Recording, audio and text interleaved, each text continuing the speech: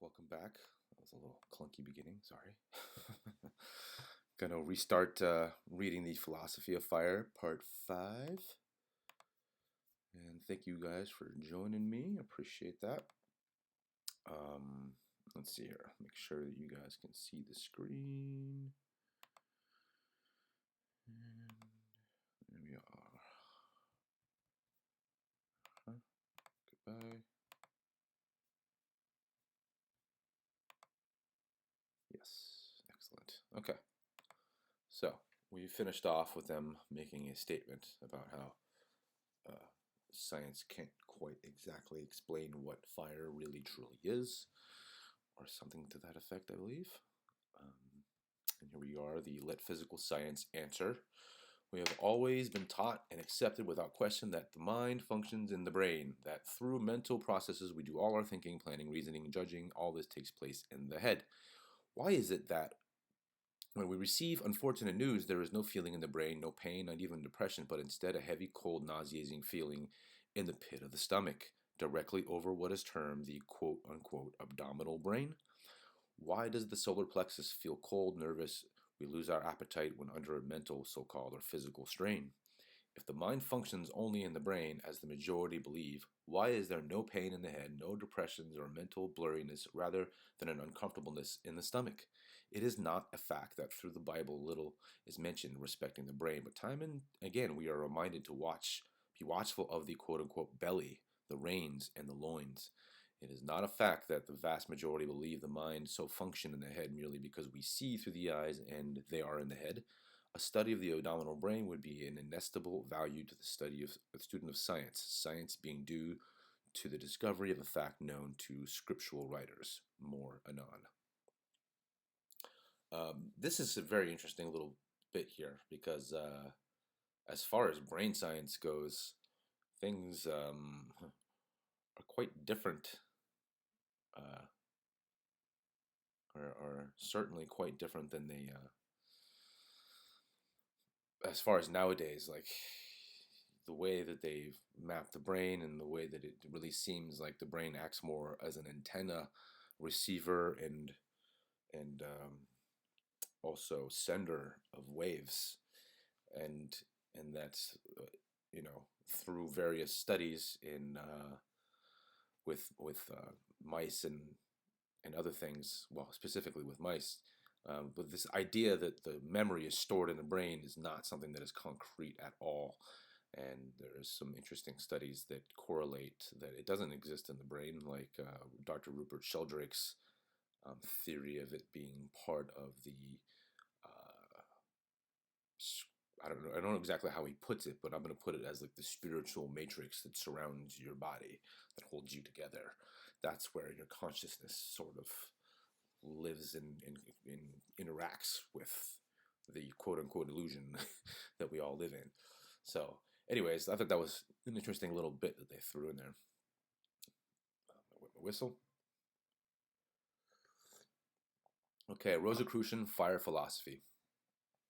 Sparks surrender out of the world when they disappear in us, in the universal ocean of invisible fire. What is its disappearance? It quits us in the supposing light, but to it, really darkness, as fireborn, the last level of all, to reappear in the true light, which is to us darkness. This is this is to understand, but as the real is the direct contrary to the apparent, so that which shows as light to us in darkness in the supernatural, and that which is light to the supernatural is darkness to us, matter being darkness and soul light. For we know that light is material, and being material, it must be dark, for the Spirit of God is not material, and therefore, not being material, it cannot be light to us, therefore, darkness to God. This was the belief of the oldest initiates, the founders of the magical knowledge in the East, the discoverers of the gods, also the doctrine of the fire philosophers, and the later Rosicrucians, who taught that all knowable things, both of the soul and of the body, were evolved out of fire and finally resolvable into it, and that fire was the last and only to be known God, as that all things were capable of being searched down into it and of being thought up to it. Fire they found when, as it were, they took this world solid to pieces, and also as metaphysicians distributed and divided the mind of man, seeking for that invisible God thing, coherence of ideas, fire. These thinkers found in their supernatural light of mind to be the latent, nameless matter started out of the tissues, certainly out of the body, presumably out of the mind, with groan, disturbance, hard motion, and flash when forced to sight of it, instantly disappearing and relapsing and hiding its godhood in the closing violently against solid matter as into the forcefully resuming mind. Matter, the agent whose remonstrance at disturbance out of its rest was, in the winds, murmur, noise, cries, as it were, of air, in the waters, rolling and roaring, in the piled floors of the sky, and their furniture, clouds, circumvolence, contest and war and thunders, defiant to nature but groans to God, and intolerable lightning rendering matter tearing as a garment to close supernaturally together again as the solid fettered and chained, devil bound in the hand upon it. To be, this sense, all noise, as the rousing or conjuring of matter by the outside forces, is the agony of its penance. All motion is pain, all activity punishment. And fire is the secret lowest that it is, foundation spread thing, the ultimate of all things, which is disclosed when the clouds of things roll for an instant off it, as the blue sky shows, in its fragments like turquoises, when the canopy of clouds is wind-torn, speckle light from off of it. When the canopy of clouds is wind-torn, speckle light from off of it. Fire is that floor over which the coats or layers or the spun kingdoms of matter or the substances of the past period of time which is built up of objects are laid, tissues woven over a gulf of it, in one of which last we are. To which fire we only become sensible when we start it by blows or force, in the rending up of atoms and in the blasting out of them that which holds them, which then, as secret spirit, springs compelled to sight as instantly flies, except to the immortal eyes, which receives it in supernatural on the other side. The fire philosophers maintain that we transcend everything into fire, and that we lose it there in the flash, the escape of fire being as the door through which everything disappears to the other side. In their very peculiar speculations, and in this stupendous and supernatural view of the universe, where we think that fire is the exception, and is, as it were, spotted over the world, in reality to go out when it goes out, they held that the direct contrary was the truth, that we, in all things, were spotted upon fire, that we conquer patches only of fire when we put it out, or win torches out of the great flame when we enkindle fire, which is our master in truth, making itself, in our beliefs, in our human needs, the slave. Thus fire, when it is put out, only goes into the underworld, and the matter flags close over it like a gravestone. Oh, interesting. I wonder if you guys caught that little allegory right there. When we witness fire, we are as if peering only through a door into another world. Into this all things consumed, into microscopical smallness of this world, the compressed and the concentrate matter heaps of defunct tides of being and time are in combustion rushing. Kingdoms of the floors of things pass through, up to this moment, held in suspense in the visible inner worlds. I might start looking at fires a little differently now. All roars through the hollow. All this is mastered in the operations of this fire, and that is rushing through the hollow made by it in the partition world of the knowable, across and out on the other side into the unknowable, seeks in the fire its last and most perfect evolution into absolute nothing, as a bound prisoner urges to his feet in his chains and shrieks for freedom when he is smitten. In fire he witnesses a grand phenomenon of the subsidiary, or further and under and inner and multiplied, birth and death, and the supernatural transit of the microscopic worlds, passing from the human sense worlds to other levels into newer fields. Then it is that the last spirit of which they are composed is playing before us, and playing into last extinction out of its rings of this side matter, all which matter in its various stages of thickening is as the flux of the supernatural fire or inside God. It will appear no wonder now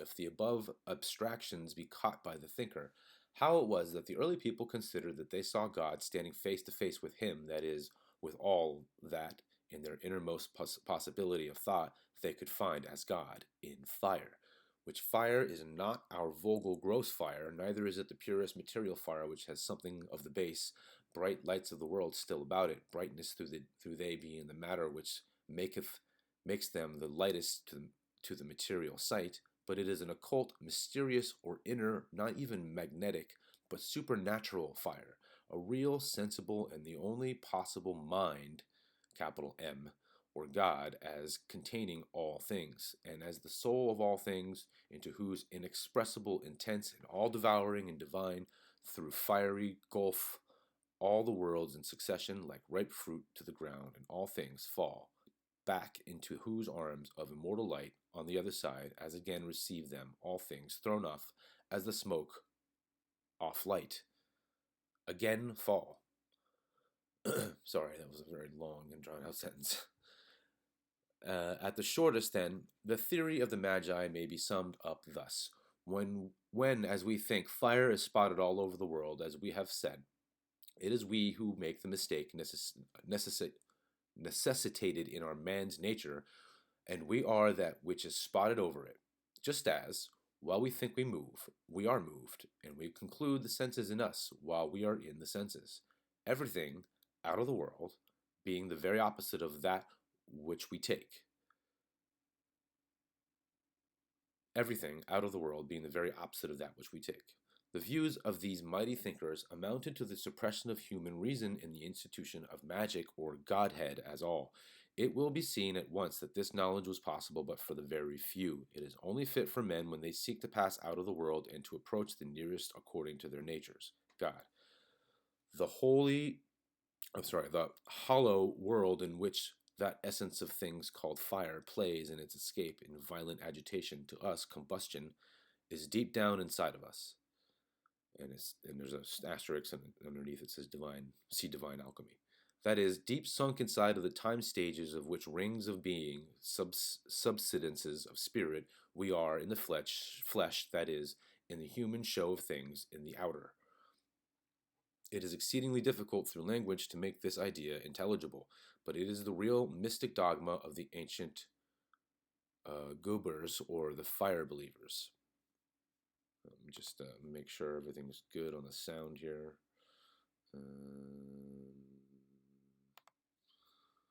Yes, I think so. Yep, okay. All right. Sorry, guys.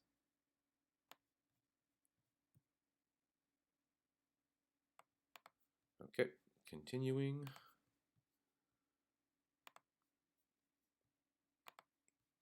What is explosion?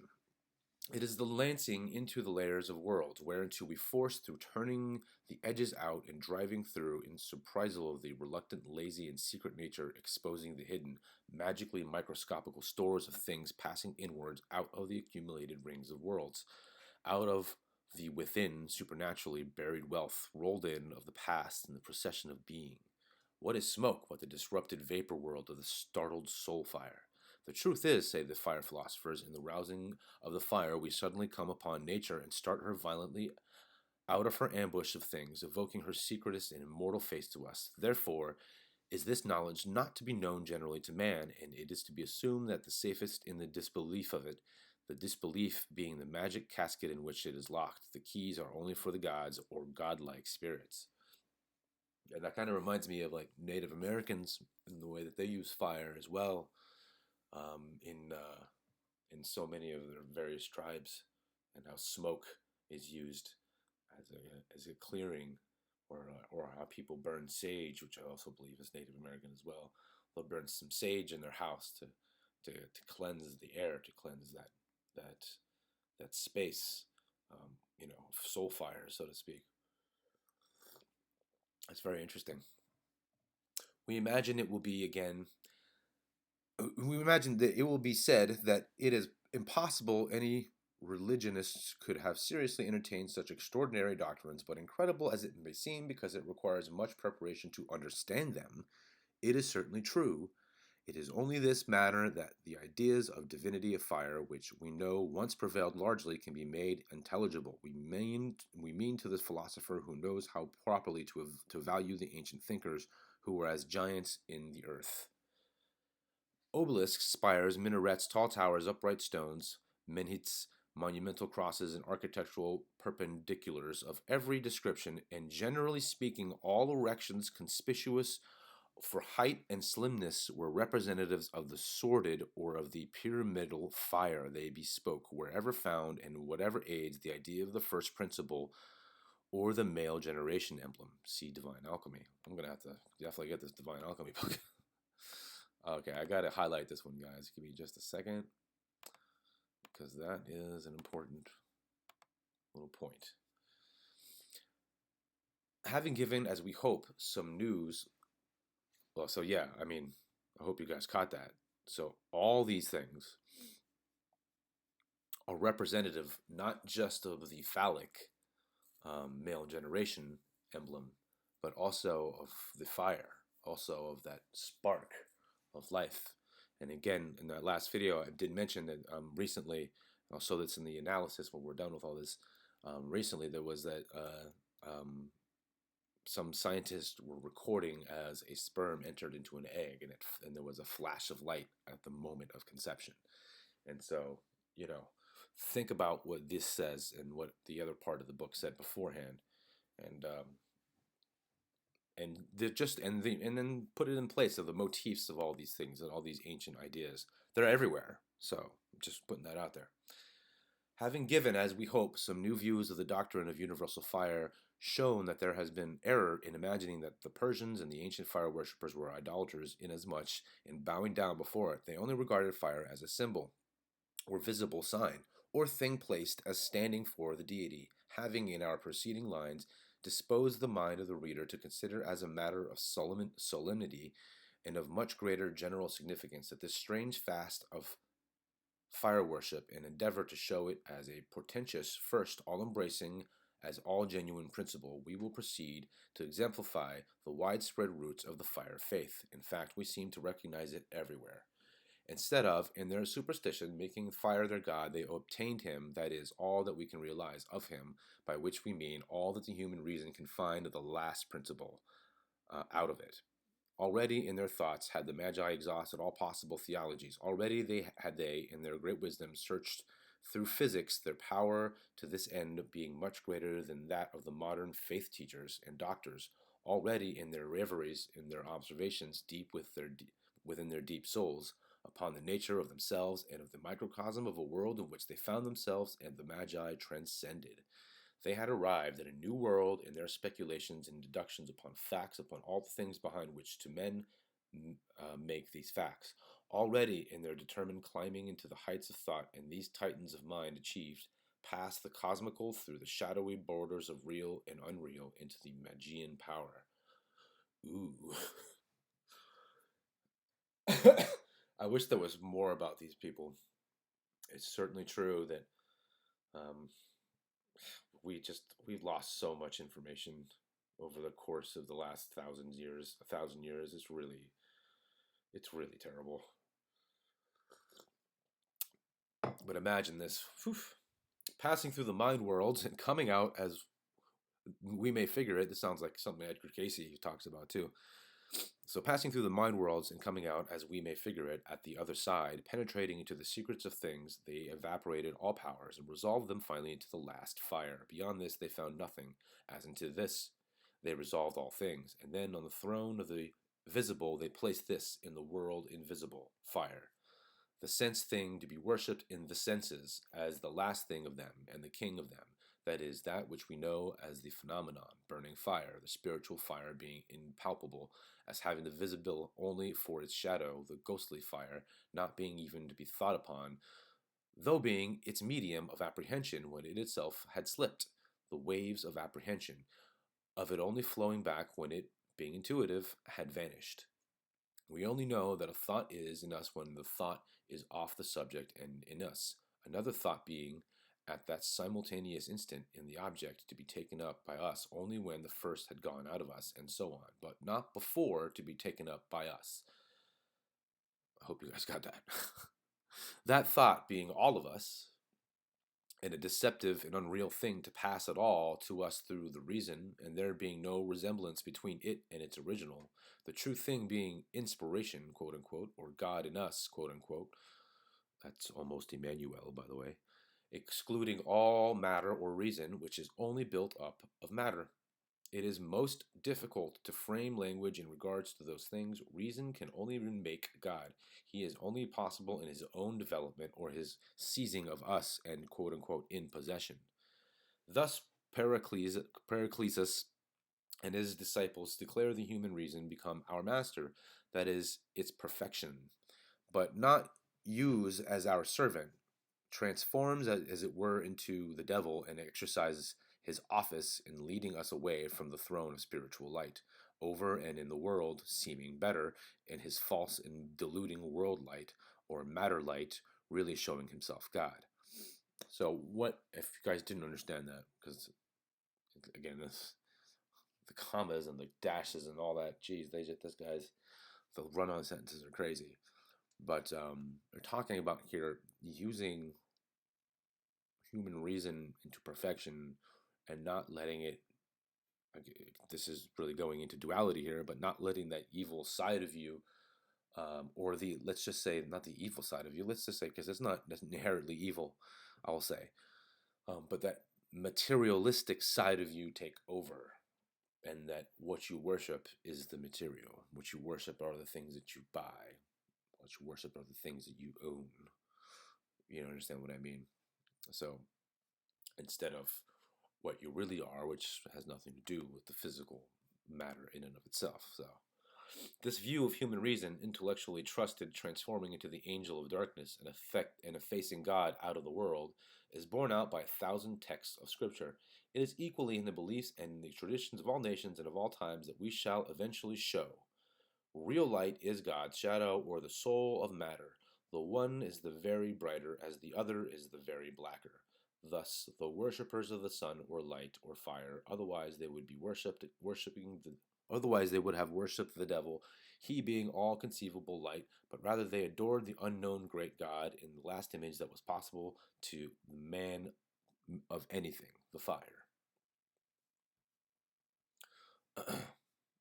Yes, but the this part here, the one is very brighter, the one is very blacker, and that's the yin and the yang. And they chose that his shadow as the very opposite of that which he really was, honoring the master through his servant, bowing before the manifestation, eldest of time for the timeless, paying homage to the spirit of the devil world, or rather to beginning and end, on which the foot of all, that the all or the last, might be worshipped, propitiating the evil principle in its finite shows, because as they that alone a world could be made whose making is alone comparison. It was permitted as a means of God, and therefore the operation of God downwards as part of him, though upwards dissipating as before him, H-I-M in huge capital letters, in whose presence evil or comparison or difference or time or space or anything should be impossible, a real God being not to be thought upon. So essentially, what they're trying to say here is basically God exists completely outside of the reality of this universe that we understand it to be. And the way the universe works is that it is sort of a part of that eternal energy, i.e., as if we are part of all one oversoul that is having a, uh, let's say, local experience in what he might consider to be duality, or like, I don't know, it's very complicated, but I essentially what they're talking about is they're talking about the state of duality within our experience, and the idea that God exists outside of that. But the very nature of the fact that we can experience that comes from the fact that we are part of that eternal power and that eternal thought. So, which would more explain the ideas of reincarnation than the fact that you these, can't kill our spirits because they're not killable. They don't experience death. So this is a very interesting, very cryptic way of saying a lot of this stuff. But I don't know. It's this book's got so many weird things in it like this. But we're going to be exploring more in that. I mean, in Gnostic terms, that would be called the demiurge. And the demiurge is the thing that created the reality that we basically live in. And that is also the idea of the devil in of itself too.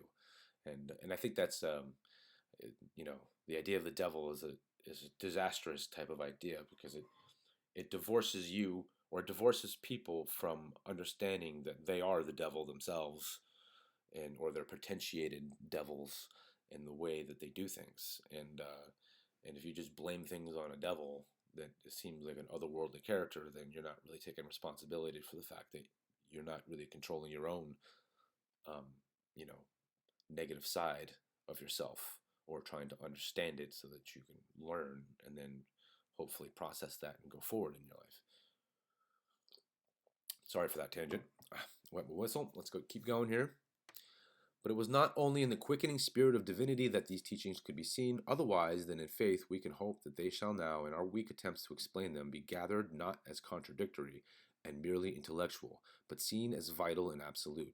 They need the elevation of the mind in the sense of the quote-unquote inspiration, and not the quickening and sharpening of the intellect, as seeking wings, devil opinions, wherewith to sail into the region only of its own laws, where, of course, it will not find God. So, ego versus your ego self versus your spiritual self. Then step in the mathematics, then the senses, then the reason, then the very perfection of matter work, or this world's work, sets in, engines of which the satanic powers shall realize. The evil spirit conjures, even by holy command, the translucent sky, the archangelic, clear, childlike rendering up of intuitive belief, intense in its own sun, is faith. Lucifer fills the scope of belief with imitative, dazzling clouds and builds splendors. With these temptations it is sought to dissuade, sought to rival, sought to put out saint sights, sought to even surpass in seeming a farther and truer, because a more solid and more sensible glory. The apostate, real-born Lucifer is so named as the intense spirit of light because he is of the things that perish, and of the things that go that to mind with a capital M, because they are all of matter, have the most glory. Thus is one of the names of the devil, the very eldest born, the brightest star of light, that of the very morning and beginning of all things, the clearest, brightest, purest, as being soul-like, of nature, but only of nature. Real law, or nature, is the devil. Real reason is the devil. Now we shall find with a little patience that this transcendental, beyond limit or knowledge, ancient belief of the fire god is to be laid hand upon, as, in a manner, we shall say, in all the stories, and they indeed are all, where belief has grown, yea, as a thing with the trees and plants out of the very ground, in all the countries and continents, and in both worlds. And out of this great fact of its universal dissipation as a matter of history, the most innate and coexistent, shall we not assume that this fire doctrine as being the truth, as a thing really fundamentally and virtually and vitally true? As in the East, so in the West, as in the old times, so in the new, as in the pre-Adamite and post-Diluvian worlds, so in the modern and latter-day world, surviving through the ages, buried in the foundations of empires, locked in the rocks, hoarded in legends, maintained in mountains, preserved in beliefs, suggested in traditions, born amidst the roads of the multitudes and emblems, gathered up as the recurring, unremarked, supernaturally coruscant, and yet secret, evading, encusted, and a dishonored jewel, in rites spoken to those capable of the comprehension in the fields of hieroglyphics, dimly glowing up to the fitful suspicion of it in the sacred rites of all peoples, figured forth in the religions, symbolized in 100 ways, attested prenoted bodies forth in occult body as far as body can, in fine, in multitudinous fashions, in forms forcibly soliciting the sharpness of sight directed to its discovery, and split over a floor as underplacing all things. We recognize, we spy, we descry, and we may lastly admit the mysterious sacred fire. Why should we not admit it?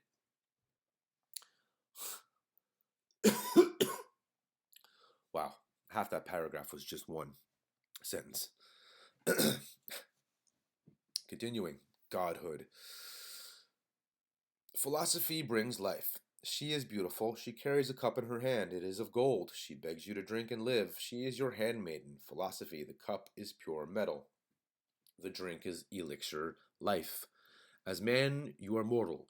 You have stood in the sunshine so long you are blind. As man, you are drunk. With a drop of pure life, you have listened so long to the seas that you are deaf. Philosophy brings you the cup, and you drink, and you open your eyes. She waits, and you listen and hear. Quote, you burn with desire, and you thrill. Then dip in the blood of yourself and write on the parchment a scroll, and read in the letters the words, in the words the command, and in the command the design, in the design the beginning and the end. Living you read, and reading you live, ceasing to be mortal, but soar as a god. I, ever the bush is on fire, hearken for the voice and hear. Something is speaking, listen and listen, something is shining. The bush is on fire. This is from Divine Alchemy.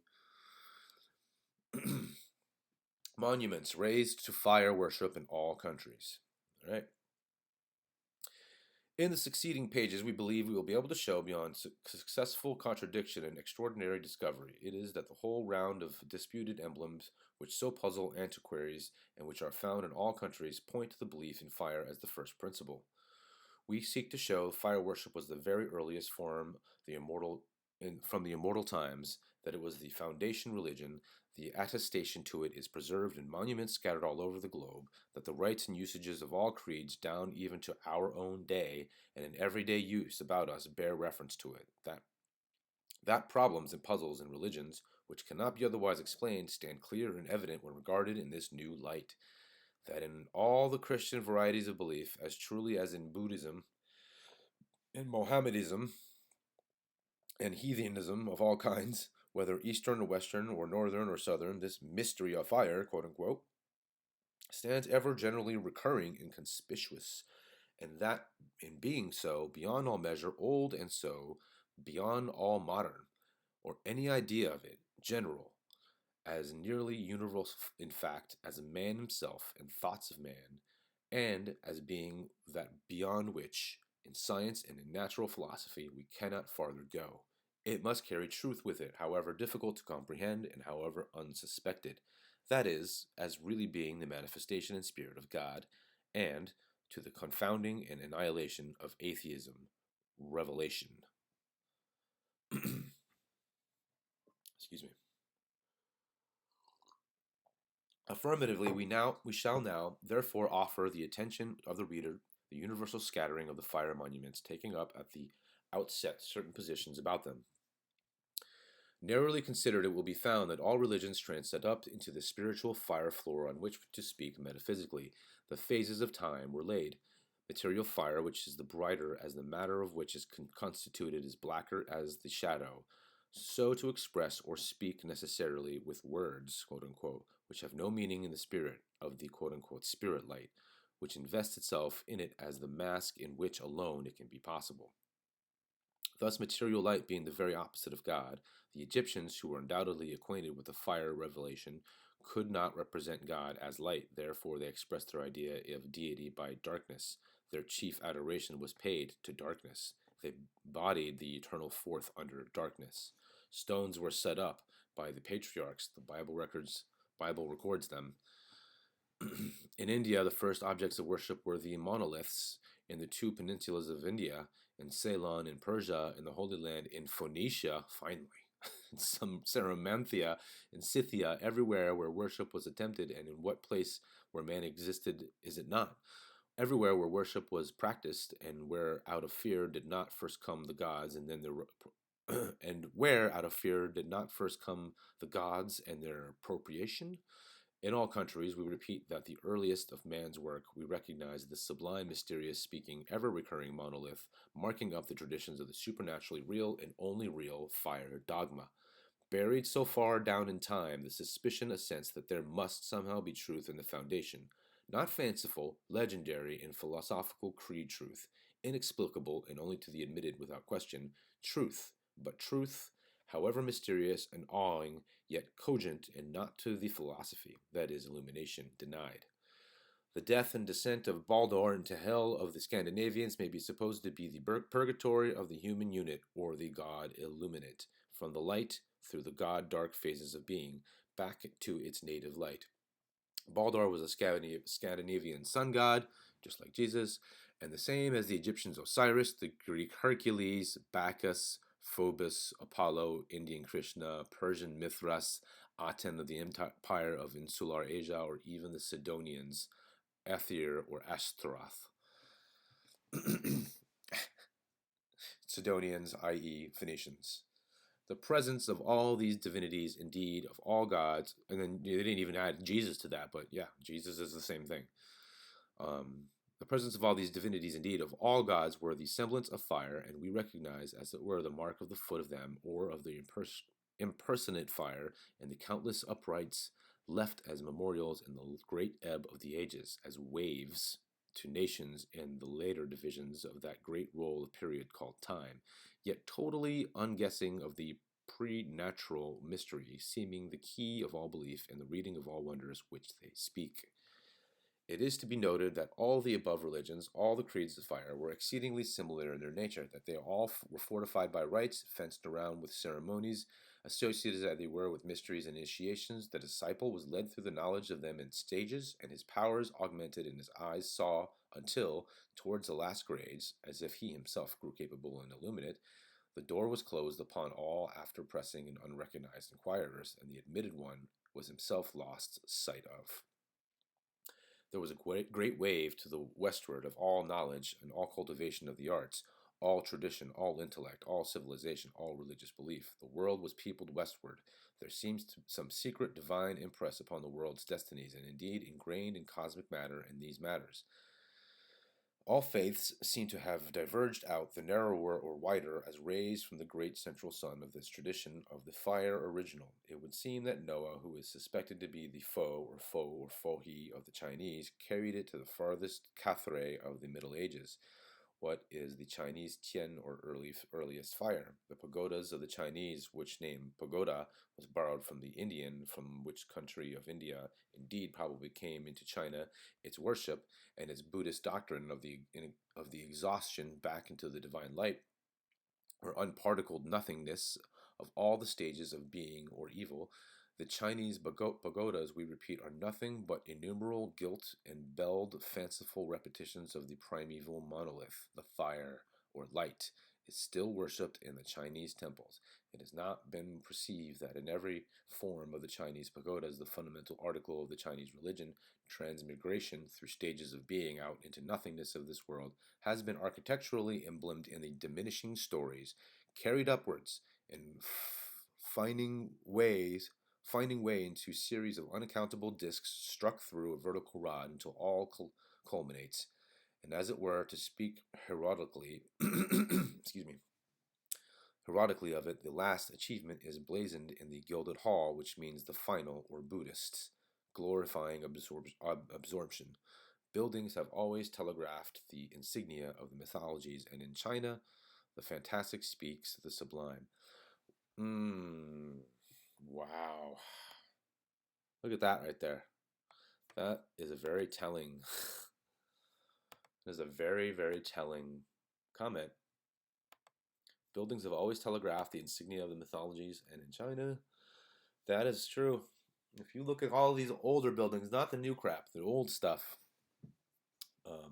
you know,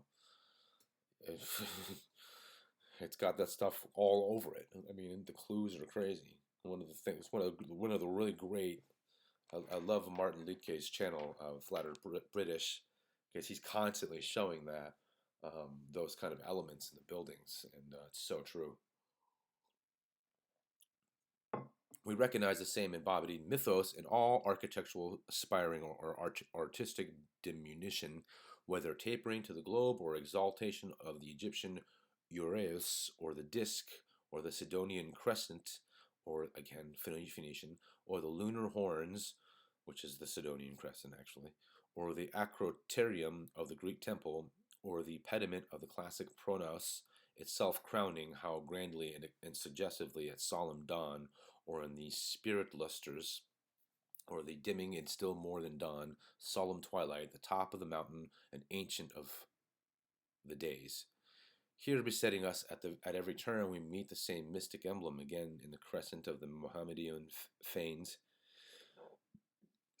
surmounting even the Latin and therefore once Christian Saint Sophia, last and not least the countless churches, quote unquote, rise in the latter day dispensation, subliming to the universal signal in the glorifying or top or crowning cross, last of the revelation. In the fire towers of the Sikhs, in the dome-covered and many-stored spires of the Hindus, and in the vertically turreted and longitudinally massed temples of the Buddhas, of all the classes and of all the sects and religious building of the Sinhalese, in the upright flame fanes of the Parsis, in the original of the Campaniles of the Italians, in the tower of St. Mark of Venice, the flame shape or pyramidical pyre is the Greek for fire.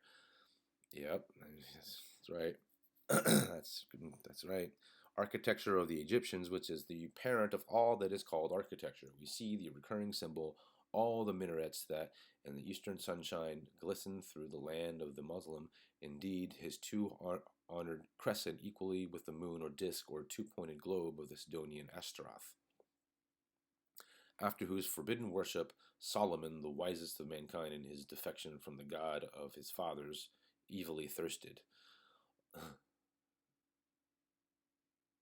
Also, the mystic discus or round of the Egyptians, so continuously repeated and set, as it were, as the forehead mark upon all the temples of the land of soothsayers and sorcerers. This Egypt, so profound in its philosophies and its wisdom and in its magic seeing and in its religion, raising out of the black abyss of God to shadow it all the minarets of the Mohammedan. We say, together with all the other symbols of moon or disk or wings or of horns, equally with the shadowy and preternatural beings in all mythologies and in all theologies to which these adjuncts or insignia are referred and which are symbolized by them. All these monuments or embodied meanings testify to the deification of fire. What we mean that, quote, Tower of Babel, unquote, and its impious raising when it is sought, even past and over the clouds, to imply a daring sign? What portent was the betrayal of a knowledge not for man, that surmise forbidden save in infinite humility and in the whispering impartment of the further and seemingly more impossible, and still more greatly mystical meanings? In utter abnegation of self alone shall the mystery of the fire be conceived.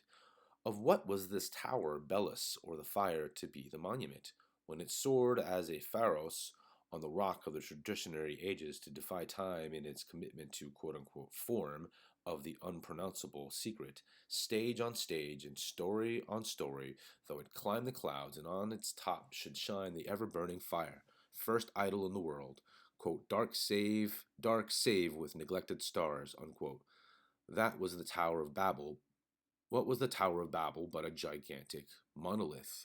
Perhaps to record and to perpetuate this ground fire of all, to be worshipped and idol in its form, in its visible form, when it should be alone taken as the invisible thoughts, fire to be waited for, quote unquote, spirit possession, and not waited on, idolatry. They don't mean like being possessed by the devil when they say spirit possession, by the way. Therefore was the speech confounded that the thing could not be. Therefore, under the myth of climbing into heaven by the means of it was the first colossal monolithic temple in which the early dwellers upon the earth sought to enshrine the fire, laid prostrate in the thunder of the great God, and the languages were confounded from that day. Speech was made Babel, thence its name, that the secret should remain a secret. It was to be only darkly hinted and to be fitfully disclosed like a false showing light in the theosophic glimmer amidst the world's knowledge lights, it was to reappear like a spirit to the quote-unquote initiate in the glimpse of reverie, in the snatches of sight, and the profoundest wisdom through the studies of all ages. We find in the religion administration of the ancient world the most abundant proofs of the secret fire tradition.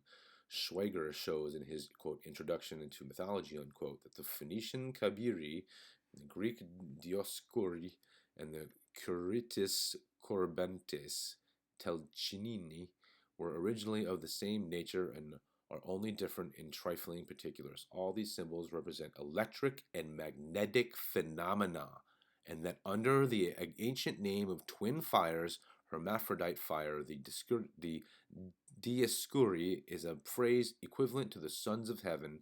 As Herodotus asserts, Zeus originally represented the whole circle of heaven. I got to stop real quick, guys, and highlight this and give a bookmark because that is another gigantic clue. There we go. From India into Egypt was imported the spiritual fire belief. We recognize again its never-failing structure signal. Wright regarded that the Great Pyramids are nothing but world-enduring architectural attestation following, in the pyramidal, the well-known leading law of Egypt's Templar piling mound-like spire of the universal flame faith. Place a light upon the summit, star-like upon the sky, and a prodigious altar the mighty pyramid then becomes. In this tribute to the world-filling faith burneth expression, devotion to, radieth knowledge of, the immortal magic religion. There is little doubt that as a token and emblem of fire worship, as an indicative of the adoration of the real, accepted deity, these pyramids were raised. And then here says Ancient Mystic Oriental Masonry. This is another book we have. The idea that they were burial places of the Egyptian monarchs is untenable when submitted to the weighing of meanings and when it comes side by side with this better fire explanation. Cannot we accept these pyramids as the vast altars on whose tops should burn the flame, commemorative, as it were, to all the world? Cannot we see that in these piles, literally and really, transcendental in original, the Egyptian reproduction, a hieroglyphical signaling on, of special truth, eldest of time? Do we not recognize in the pyramid the repetition of the first monolith? All the uprights constituting the grand attesting pillar to the supernatural traditions to a fire-born world? Ever-recurring globe with wings, symbol of the soul, so frequent in the sculptures of the Egyptians, witness to the electric principle. It embodies the transmigration of the Indians reproduced by Pythagoras. Pythagoras resided for a long period in Egypt and acquired from the priests the philosophical transition knowledge, which was afterwards doctrine.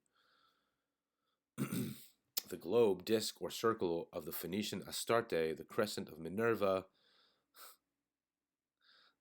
Again, all Minerva, Astarte, they're both okay. The horns of the Egyptian Ammon, the deifying of the ox, have all the same meaning.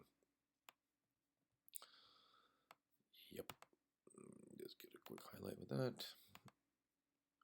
We trace among the Hebrews the token of the identical mystery in the horns of Moses, distinct in the sublime statue of Michelangelo in the Vatican, as also in the horns of the Levitical altar. Indeed, the use of the double hieroglyph in continental ways. The volutes of the Ionic column, the twin stars of Castor and Pollux, nay, generally the employment of the double emblem in all the world over, in ancient or in modern times, whether displayed as points or radii or wings on the helmets of those barbarian chiefs who made war upon Rome. Attila or Genseric broadly shown up the headpiece of the Frankish Clovis, whether emblem in the rude and, as it were, savagely mystic horns of the Asiatic idols, or reproduced in the horns of the runic hammer or destroyer, or those of the Gothic Mars, or of the modern devil. All this double spreading from the common point, or this figure of horns, H-O-R-N-S, in capital letters, speaks the same story. The Colossus of Rhodes was a monolith in the human form dedicated to the sun or fire. The Pharaohs of Alexandria was a fire monument. The Heliopolis, or the city of the sun, in Lower Egypt, as the name signifies, contained a temple wherein, combined with all the dark superstitions of the Egyptians, the flame secret was preserved. In most jealous secrecy was the tradition guarded, and the symbol alone was presented to the world of the pyramids as prodigious fire monuments we have before spoken. Magnificent as the principal pyramid still is, it is stated by an ancient historian that it originally formed at the base a square of 800 feet and that it was 800 feet high. Another informs that 360,000 men were employed 20 years in its erection. Its height is now supposed to be 600 feet. Have historians and antiquarians carefully weighed the fact that even in the name of the pyramids, that pyre or pur in Greek means fire?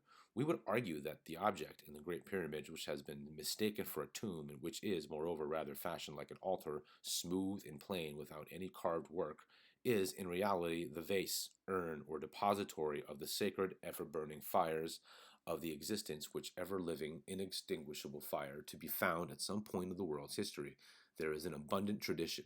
This view is fortified by the statements of Diodorus, who writes that Cheops or Chemmis, who founded the principal pyramid, and Chephren or Cepherenus, who built the next to it, were neither buried here, but they were deposited elsewhere. It is evident from their hieroglyphics that the Egyptians were acquainted with the wonders of magnetism, by means of it, and by the secret power which lie in the hypersensual heaped floors of it. Out of the everyday senses, the Egyptians struck together, as it were, a bridge across which they paraded into the supernatural, the magic portals receiving them, as on the other side, armed side of a drawbridge, shaking in its raising or in its lowering, as out of flesh. Athwart this, in trances, swept the adepts, leaving their mortality behind them, all their earth surroundings, and by resuming at their reissue upon the plains of life, went down in their humanity again.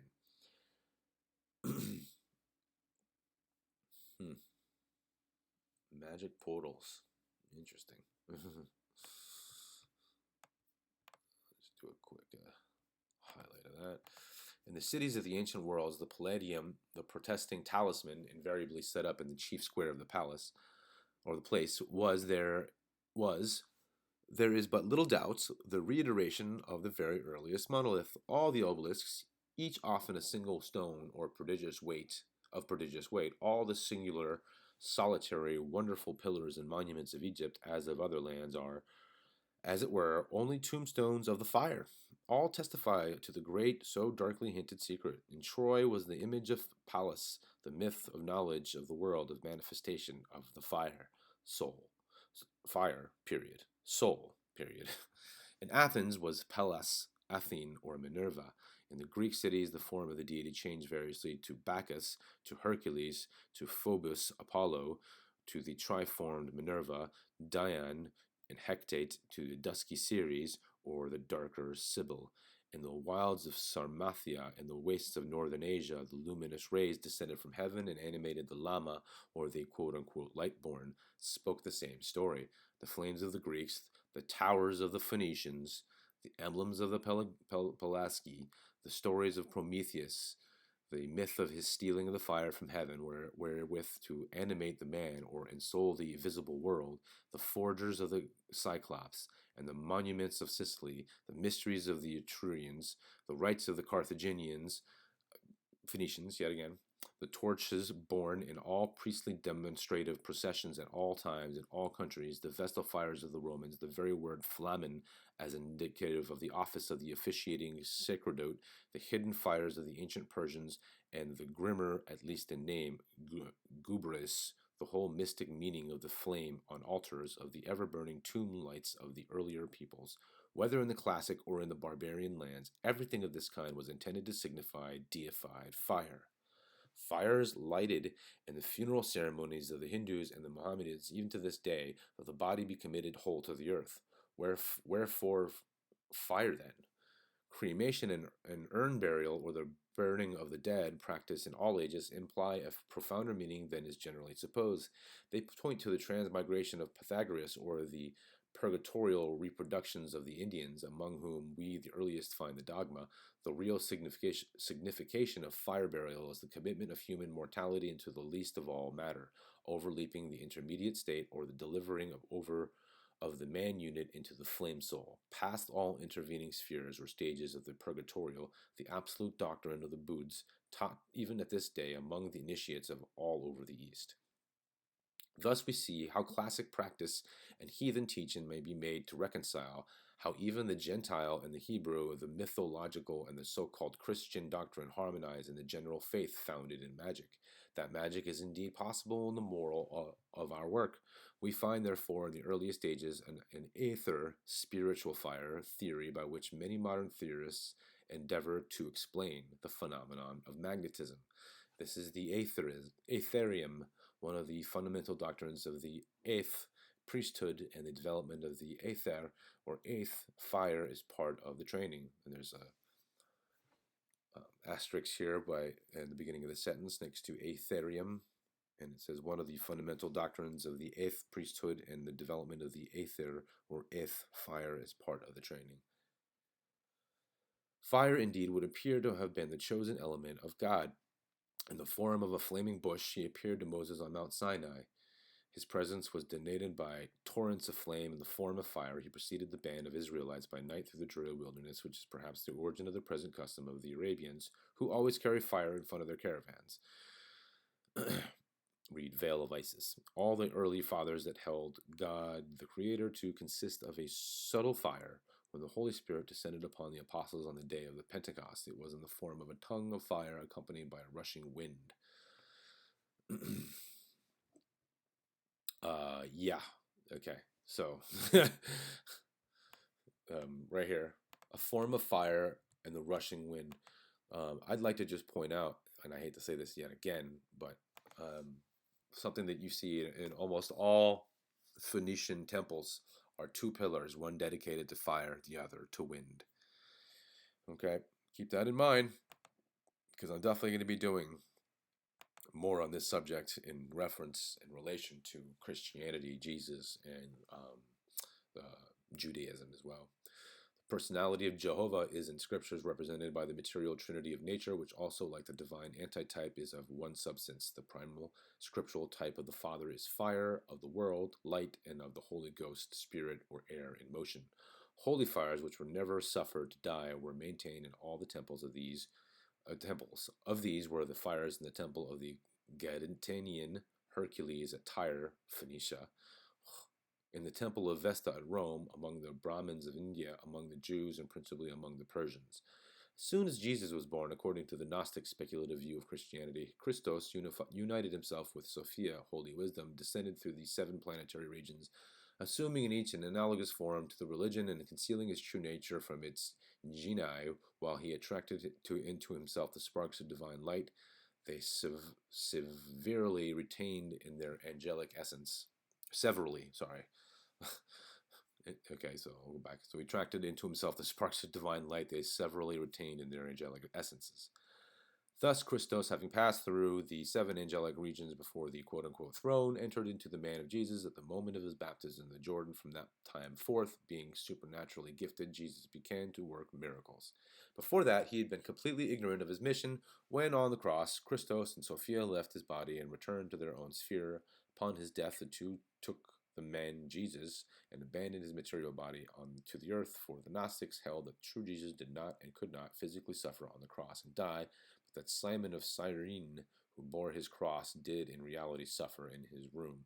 And they compel one Simon, a Cyrenian, who passed by, coming out of the country, that the father of Alexandria and Rufus, to bear his cross. Okay, well, they're just stating that. I don't,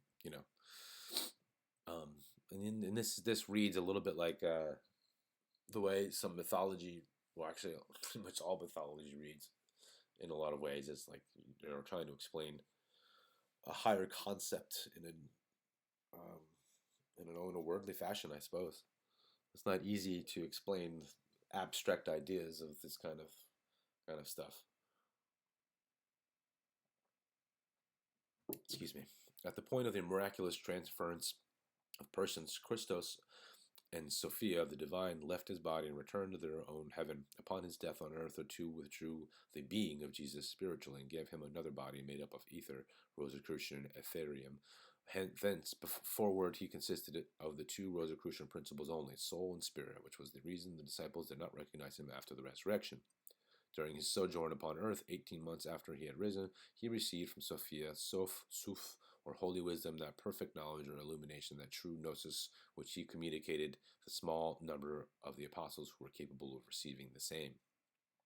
As the Son of God remained unknown to the world, so must the disciples of the Basilides also remain unknown to the rest of mankind.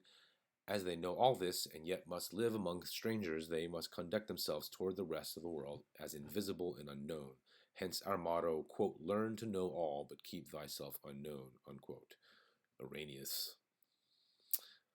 Though fire is an element in which everything inheres, and in which it is the life, still according to the Rosicrucian idea, it is itself another element, in a second non-terrestrial element or inner non-physical ethereal fire, in which the first coarse fire, so to speak, flickers, waves, brandishes, and spreads, floating like a liquid, now here, now there. The first is natural, material, gross fire, with which we are familiar, contained in a celestial, unparticled, and surrounding medium, or celestial fire, which is its matrix, and of which in this human body we can know nothing. And there's an asterisk, it says see Divine Alchemy.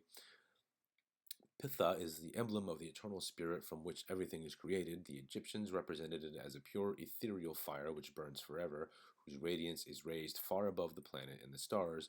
In early ages, the Egyptians worshipped the highest being under the name Hathor. He was the Lord of the universe. The Greeks transformed Hathor into Venus, who looked upon by them in the same light as Hathor. According to the Egyptians, says Jablonski, matter has always been connected with the mind. The Egyptian priests always maintained that gods appeared to man and that spirits communicated with the human race. The souls of men are, according to the old Egyptian doctrine, formed of ether, and at death return again to it. The saffron robe of the hymen is of the color of the flame of fire. The bride in ancient days was covered with a veil called the flamenum. Unless made under this, now no vow was considered sacred. The ancients swore not by the altar, but by the flame of fire which was upon the altar. Yellow, or flame-colored, was the color of the gebers, or guebers, of the fire worshippers. The Persian lilies are yellow, and here we will remark a connection between this fact and the yellow of the Persian lilies and the mystic symbols in various parts. Mystic rites and the symbolical lights, which mean the divinity of fire, abound at the Candlemas Day, February 2nd, or the Feast of the Purification, in the torches borne at weddings, and in the typical flame brandishing at marriages almost all over the world, in the illumination at feast, and the lights on and set about the Christian altar, at the festival of the Holy Nativity, in ceremonies at preliminary espousals, in the Baal or Baal, fires on the summits of the mountains, in the watch lights or votive sanctuary lights, in the hermitages in the lowest valley, in the chapel ardente, in the Romish funeral observances, with its abundance of silent, touching lights surrounding the splendid cadaflak, or twinkling, pale, and ineffectual, singly at the side of the deathbed in the cottage of the peasant. Wow, what a long sentence that was. Starry lights and innumerable torches at the stately funeral or at any pompous celebrations mean the same. In short, light all over the world, when applied to religious rites and to ceremonial, whether in the ancient or in the modern times, bespeaks the same origin and struggles to express the same meaning, which is Parsiism. Parsiism, or the word of the deified fire, disguised in many theological forms. It will, we trust, never be supposed that we mean in this material fire, but only in the inexpressible something of which fire, or rather its flower or glory, bright light, is the farthest off, because, in being visible at all, it is the grossest and most inadequate image. The Rosicrucians maintain that all things visible and invisible, having been produced by the contention of light with darkness, the earth has denseness in its innumerable heavy commitments downwards. Yeah, no. Concomitants downwards, and they contain less and less of the original divine light as they thicken and softly solidify the grosser and heavier in the matter. They taught, nevertheless, that the objects, however stifled or delayed in its operation, and darkened and thickened in the solid blackness at the base, yet contained a certain possible deposit, or a jewel, of light, which light, although by natural process it may take ages to solve, as light will attend at last by its own native, irresistible force upwards. When it has opportunity, can be liberated, that dead matter will yield the spirit in a space more or less expeditious by the art of the alchemist. These are worlds within worlds. We human organisms only living in a deceiving or Buddhistic quote unquote dreamlike phase, also that's very Hinduist as well, of the grand panorama, unseen and unsuspected because in it lies magic. There is an inner magnetism or divine aura or ethereal spirit or possible eager fire shut and confined as in a prison in the body or in all sensible objects which have more or less of spiritual sensitive life as they can more successfully free themselves from this ponderable material obstruction. Thus all minerals in this spark of light have rudimentary possibilities of plants, growing organisms. Thus all plants have rudimentary sensitives which might, in the ages, enable them to perfect and transmute into locomotive new creatures, lesser or higher in their grade, no nobler or meaner in their functions. Thus all plants and vegetables might pass off, by side roads, into more distinguished highways, as it were, of independent, completer advanced, allowing their original spark of light to expand and thrill with higher and more vivid force, and to urge forward and more abounding in form purpose, all wrought by planetary influence, directed by unseen spirits or workers of the great original architect, building his microcosmos of a world from the plans and power evoked in the macrocosm or heaven of first forms, which is their multitude in magnificence, are as changeable shadows cast off from the central immortal first light, whose rays dart from the center of the extremest point of the universal circumference. Oh my god. That's all one sentence, you guys.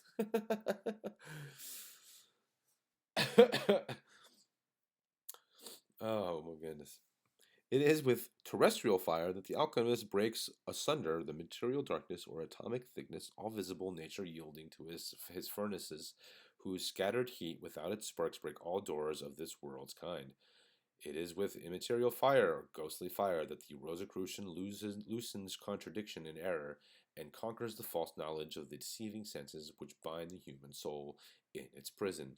On the side of his powers, on the dark side to the world of his character, the alchemist rather now becomes Rosicrucian, works in the visible light and is Magian.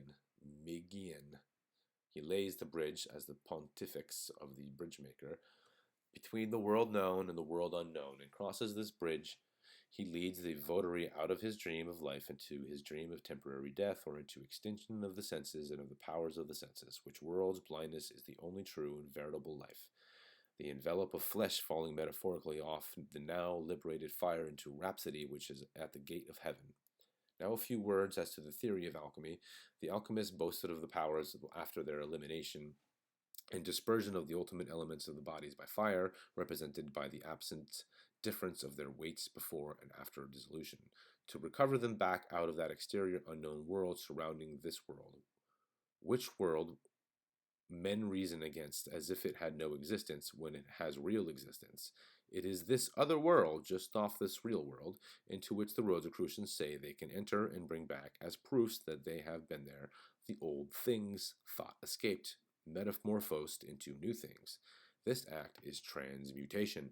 This product is magic gold, or quote unquote fairy gold, condensed as real gold. This growing gold, or self-generating and multiplying gold, is obtained by invisible transfutation, and in other light, in other words, and in another world out of this world, immaterial to us creatures of limited faculties, but material enough farther on the heavenly side, or on the side of opposites to our human side. In other words, the Rosicrucians claim not to be bound by the limits of the present world, but to be able to pass into this next world, inaccessible only in appearance, and to be able to work in it, and to come back safe out of it, bringing their trophies with them, which were gold, obtained out of this master circle, or outside elementary circle, different from ordinary life, though enclosing it, and the elixir vitae, or the means of the renewal of the perpetuation of human life through this universal immortal medicine or magisterium, which being a portion of the light outside, or magic, or breath of the spirits, fleeing from man and only to be won in the audacity of alchemical exploration, was independent of those mastered natural elements or nutritions necessary to common life. It seems like this guy's is like on a roll and just really long sentences. Excuse me, I need a much needed drink here. Oh, okay. Well, looks like we're getting close to the end of this chapter.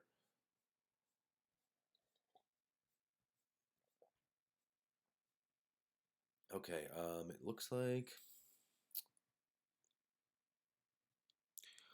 I will read up to maybe page 74.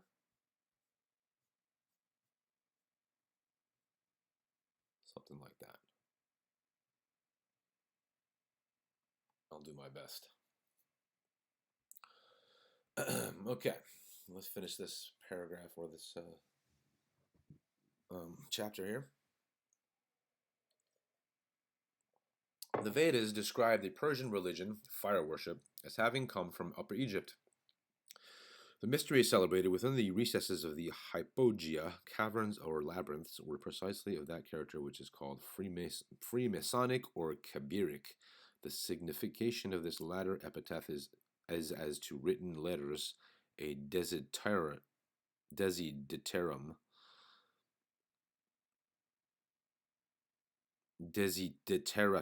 sorry. Selden has missed it, so have Origen and Sophocles. Strabo, too, and Montfaucon have been equally astray. Hyde was the only one who had any idea of its composition when he declared that it was a Persian word, somewhat altered from gabiri, signifying fire worshippers. Pocock in his India and Greece is very sagacious and true in his arguments, but he tells only half the story of the myths in his supposed successful divestment of all of the unexplainable character and of exterior supernatural origin. He supposes that all the mystery must necessarily disappear when he has traced and carefully pointed out the identity and transference of these myths from India into Egypt and into Greece, and their gradual spread westward. But he is wholly wrong, and most other modern explainers are equally mistaken. This is not an attempt to restore superstition to its dispossessed pedestal, but to replace the supernatural upon its abdicated throne. Also to discover what the nature of this fire should be, which seems to have been the thing earliest worshipped in the world, and continued traces of which survive not only in all over Europe, but in all other countries. Fire philosophy is the foundation of all religions. It is the philosophy of the soul, of love, and of God. Without fire, there could be no existence. God, love, and the soul are all one in the same thing, the living fire.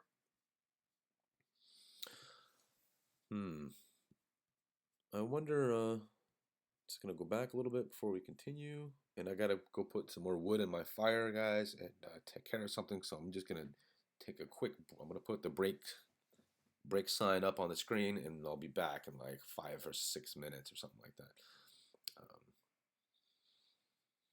I'm trying to find where I highlighted that other thing.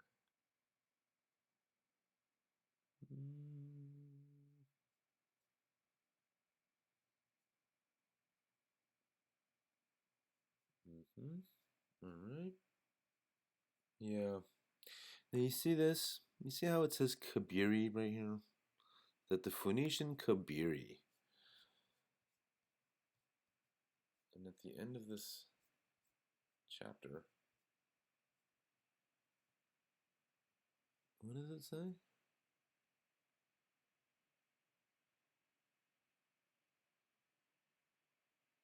It says something about the Kabiri. Yeah. Yeah, so this is not Persian.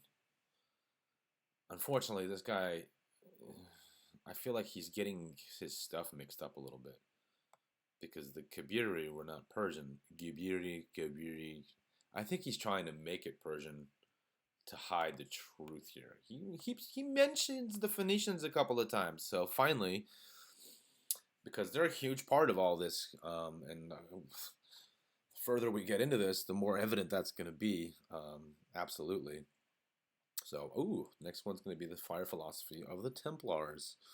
All right, guys, so I got to go and take care of a few things really, really quickly. I guess that's just the nature of trying to read a book out loud on a stream. I have to go take care of things, the nature calls, the wood calls, all that kind of stuff. So I will go ahead and put on a little music in the background. I'll put up the "We'll Be Back" screen here, and I will be back shortly. Okay, give me like, I don't know, 6 minutes or something to that effect.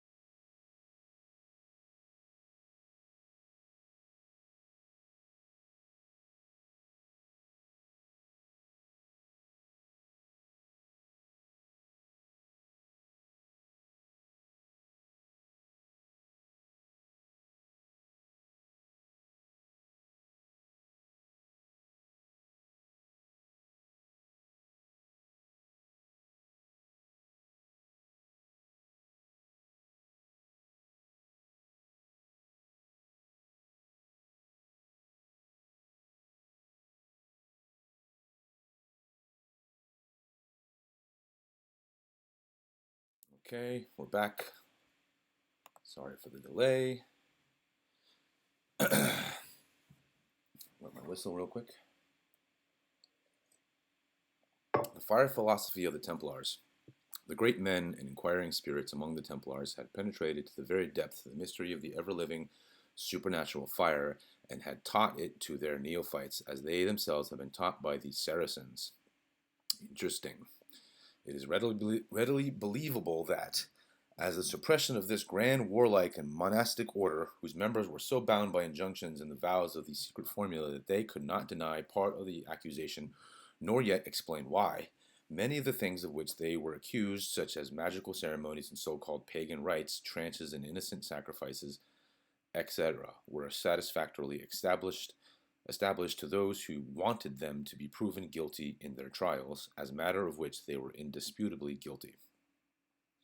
We know they had their rites and ceremonies, and that these rites and ceremonies had a different meaning from that interpreted by religious fanatics and self-constituted investigators who knew nothing of the sacred religious practices and self-imposed penalties practiced by such men who lived for God and religion. We know there was nothing more in the denouncement and extinction at the same time all over Europe of these religio knightly or monastic military orders in whose ranks fought and taught men of the most powerful and most daring understanding of the period than the jealousy of their power, fear of their influence, and the desire for the riches and worldly accumulation they possessed. We further realize that secret and forbidden studies, as in all fraternities, were pursued by them under the protection, yet in the refusal, as it seemed to the profane and religious fanatic, of the cross, and as from behind their holy and militarily wondrous character, the arch leaders among them, whether chieftains or of mind or of arms, closely hung on the track of philosophy until it vanished into transcendentalism or the so-called, because many of the current religious beliefs are no more accepted by them than they are at this time by the members of the secret schools, atheistic and by occult and Kabbalistic means establish relations with the unseen, as we do today, seeking to hold communications with the world invisible. There's an asterisk here. I'm going to read this.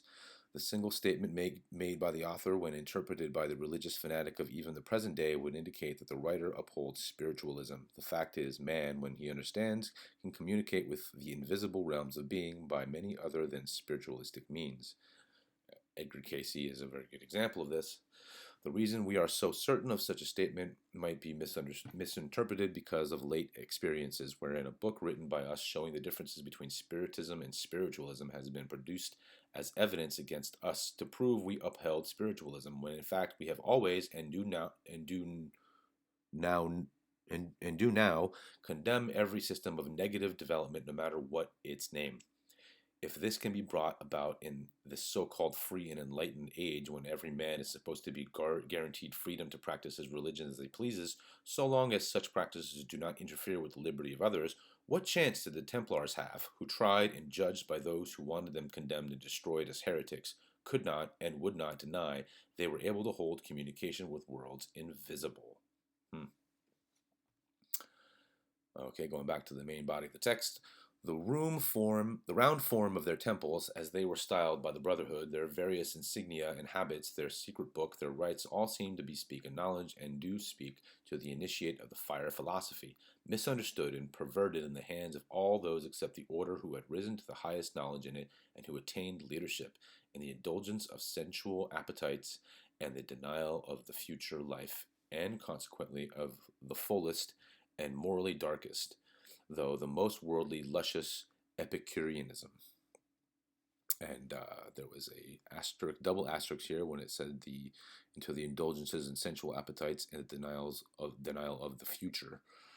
And here in the philosophy taught by the sacred schools, we do not uphold the forgiveness of sins, justification by faith, and vicarious atonement as usually understood. It is in a recent hearing before a court, some of these lessons and writings, which can only be had under a religious vow, were produced against us by one who accused us of working for the devil, and who had deliberately broken open private locked cases wherewith to attempt to prove we did not believe in the divinity of Christ and the future life. If such things can be brought against those who admittedly teach a clean mode of living, a pure morality, and a high code of ethics, what chance would one have who actually and openly denied the possibility of life after death and the existence of a supreme being. Okay. Back to the text. This was not the fault of the beautiful philosophy known and taught by the Templars, but those would-be followers who did not attempt to understand and who had no desire to follow the true teachings, but instead sought an excuse for their miserable outrages.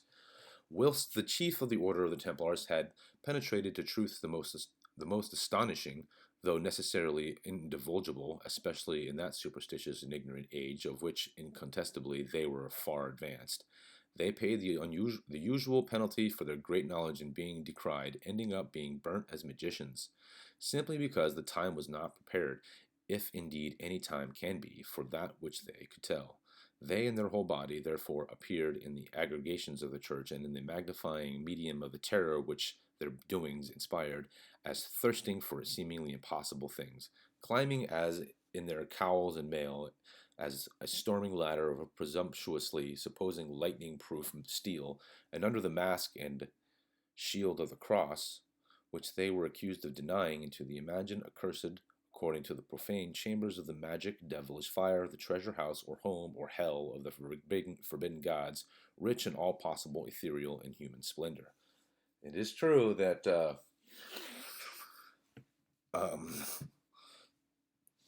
people were very jealous of the riches of the Templars, and nobody really understands where they got all those riches. They claim that they found stuff in the Holy Land, so to speak, but who knows? I think this is an interesting. Line here. Climbing, as in their cowls and mail, as a storming ladder of presumptuously supposed lightning-proof steel. That's interesting. Okay. The Templars did only that which we of the present school are doing, and we, as they say, are being accused of almost all the things they were.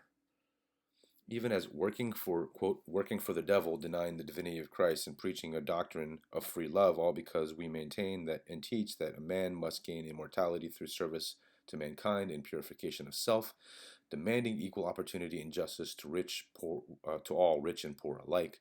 The famous boussant, or banner of the Templars, was part-colored, that is divided down the center in two halves, black and white, this figuring forth of the utterly opposing colors as generally taken to signify the immitigable hatred of the Templars for the infidels, but their abiding love and benignity towards the Christians. This total friendship or uncompromising abnegation would be heraldically denoted in the perfect contrast of the black and white halves of the fields, quote unquote, of the Templars' ensign divided by parti per paix.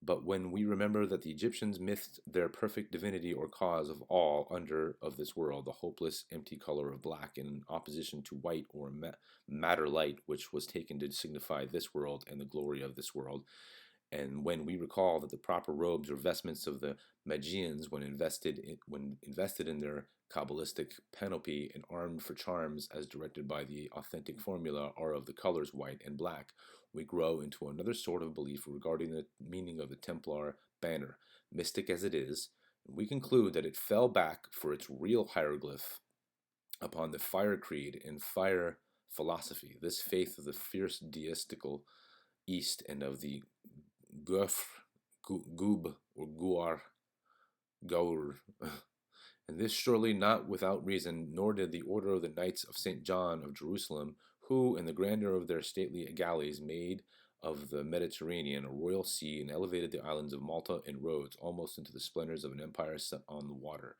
Nor did this order escape the imputation of wrongdoing, of being betrayed in the signs of the hieroglyph of the secret reprobated infidel doctrine.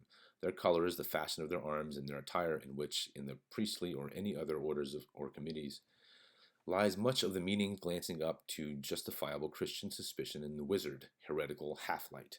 In short, it is held that the Teutonic Knights, or the soldier monks of St. John of Jerusalem, as equally as the Templars, were very questionable Christians, though this imagined infidelity might be only confined to the heads of the chapters, the great body of the knights being merely directed.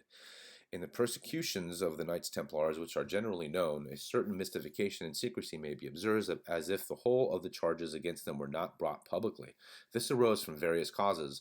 The persecuted were really very religious, and were bound by the most solemn Masonic oaths, and Masonry was intimately connected with these matters. Do not divulge the secrets of the order.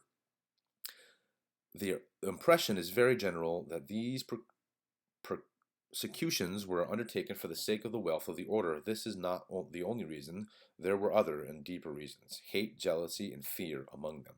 So-called heathenish doctrines to which allusions had been made are visible everywhere in the curious mystical figures always seen upon the monuments of the Templars, and the fishes around together by the tails in the tombs of Italy, and appearing on the vaulting of the Temple Church, London, in the astrological emblems on many churches, such as the zodiacs on the floor of the Church of Saint Irenaeus at Lyon, and on a church at York, and Notre Dame at Paris, and Bacchus,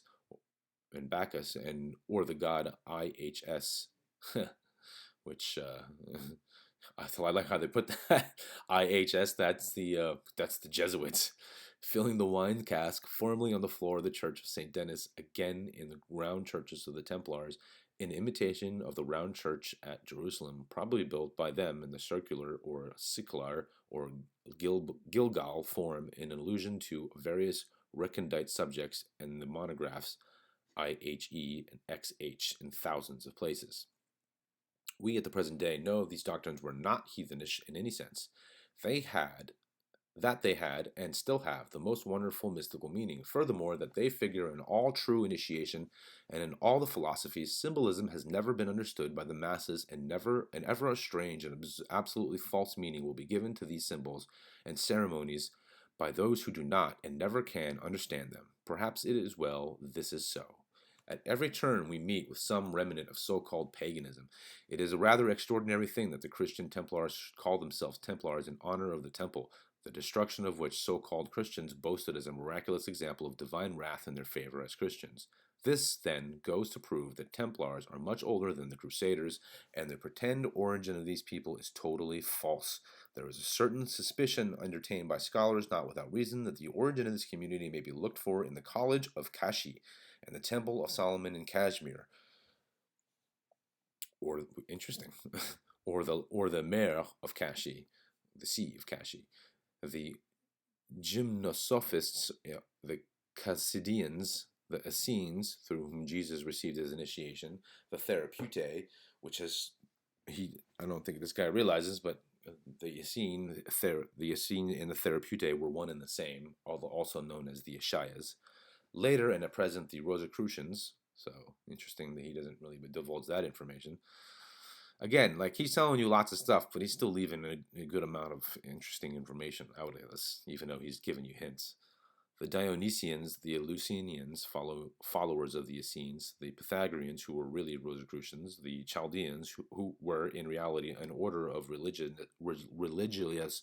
religionists who combined in their religion both philosophy and mysticism, including among them who were in fact the heads of these societies. Nor must it be forgotten that Masons of the present day have been time and again termed Antichrist, because they do not give Jesus any place in their precepts or ceremonies. Therefore, this modern order is under the ban of certain religious sects, especially those of the evangelical and Methodist persuasions. The Teutonic Knights seem to have been the first instituted, but it is thought that they were grafted upon a class of persons, charitable devotees, who had settled themselves, as historians say, near the Temple of Jerusalem to assist poor Christian pilgrims who visited. Although the real temple had disappeared even to the last stone for 1,000 years, this proves how little use the historians make of their understanding. If the Teutonic Knights are come from Germany, from the Teutonic tribes, let us hasten to relieve North Germany from the weighty, undeserved honor. The word Tut is Tat, and Tat is Buddha.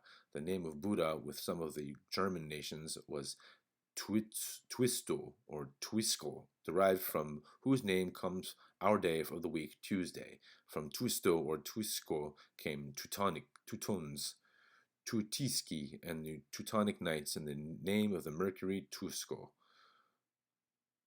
Perhaps Mercury Trismegistus. Isn't this also like a grocery chain in England or something like that? The round church of Jerusalem, built by Helena, the mystic Helena, daughter of Coelus, mother of Constantine, who was born at York, and the chapter house at York and other cathedrals were reproductions of the circular Stonehenge and Aubery home of the ancient Druids. The choirs of many of the cathedrals in France and England are built crooked of the nave of the church for the same reason, whatever that might be, that the Druidical temple is so built at Classernis in Scotland. All the round chapter houses of our cathedral were so built for the same reasons that the church of the Templars were round. In these chapters in the crypts, till the 13th century, secret religion or true fire philosophy was celebrated for away from the profane vulgar. These buildings have been thought to be the representative successors of the caves of India, afterwards of the cupola-formed buildings there of the Cyclopean treasury of Atreus at Mycenae, and of the labyrinths of which we read in Egypt, Crete, Italy, and other countries. These labyrinths could be only for the purposes of religious practices, and it is not to be doubted that of that religion of the Cyclops which universally prevailed. The underground crypts of our cathedrals, with their fortresses of pillars, were labyrinths in miniature. There was something about the circular churches of the Templars which seemed very remarkable. We only have 4 in England, we believe, of the churches of the Templars, namely those in London at Maplestead in Essex, Northampton, and at Cambridge, and they are all round. This form, we are told, was adopted in imitation of the round church at Jerusalem, but how came the church of Jerusalem to be round? Perhaps phallus worship had something to do with this form. We are led to believe so, at least. Again, how came these Christian knights to be called by the name of the detested Jewish temple? The Templars were divided into orders exactly after the system of assassins, knights, esquires, and lay brethren answer to the Rethek, Radevi, and Lesik of the assassins, as the prior, grand prior, and grand master of the former correspond to the Dai al-Kebir, and Sheik of the mountain of the latter. And there's an asterisk. Here's the asterisk. Unquestionably, the Ansareth of the Syrians, living around about the Ansareth Mountains, have the most perfect doctrine of sex and sex fire known to any nation of earth. Though these people might trace their lineage to the distant past, whence history remains unknown, in 1865, when Dr. P.B. Randolph visited Syria and was initiated into the mysteries of the Ansareth by the then Sheikh of the Brotherhood, he found the doctrine untarnished by either vulgarism or debasement. Interesting. As the Ishmaelite Rethek was clad in white with a red mark of distinction, so the knight of the temple wore a white mantle adorned with a red mark of distinction, the red cross. It is remarkable that they are called illuminators, and it is to be suspected that the red mark of distinction, kept back as common to both Templars and Ishmaelites, was a red 8-point cross, or a red rose on a cross. The Templars were accused of worshipping a being called Baphomet. Sounds like Baphomet, the devil, or Karuf, just as we, the initiates of the secret schools, have been and now are accused of working with the devil. Von Hammer says that this word, written in Arabic, has the meaning of called and is what Kutre calls anima mundi. It is difficult not to believe that this Karuf is our calf. The assassins are said to have worshipped a calf, and these later had a calf in use as an emblem. It may be justly considered as proof that, contrary to the prevailing ideas concerning them, they are a tribe of extreme antiquity, a branch of the Atlanteans. Though holding the doctrine of the 10 incarnations, yet still clings to the ancient worship of Taurus. There is a picture in Russia of the Holy Family in which the calf is found instead of the ram. A learned author pronounces that the doctrine of the Assassins and the Templars were the same, and who may say the Templars did not have their inception in Syria? All temples were surrounded with pillars recording the number of the constellations, the sign of the zodiacs, or the cycles of the planet, and each templum was supposed in some way to be a microcosm or symbol of the temple of the universe, or the starry vault called the templum. And here is another asterisk next to templum, and I'll read that. The Rosicrucians of the present day teach this identical doctrine that man must, through development, become the perfect temple. St. John taught this also when he said, quote, know ye not are know ye not ye are the temples of the living God, unquote. This is the reason the Rose Cross does not have any ceremonial initiation until after the neophyte has become the initiate, then only to personify the stages of growth through which he had passed. See Temple of the Rosary Cross, written by Freeman B. Dowd. Okay, back to the text. It was this templum of the universe from which the Knight Templars took their name, and not from the individual temple at Jerusalem, but probably by their predecessors and destroyed many years before time allotted to their rise, but which rise, it is suspected, was only a revivification from a state of depression into which they had fallen. Theaters were originally temples where the mythos was scenically represented. That's interesting. And until they were abused, they were intended for nothing else. Okay, so originally all those ancient theaters were basically like old school churches, old school temples. But it is evident that for this purpose a peculiar construction of the temple was necessary. When Sicarius built a theater in Greece, he surrounded it with 360 pillars. The temple at Mecca was surrounded with 360 stones, and in like manner with the same number of templum at Iona in Scotland was surrounded.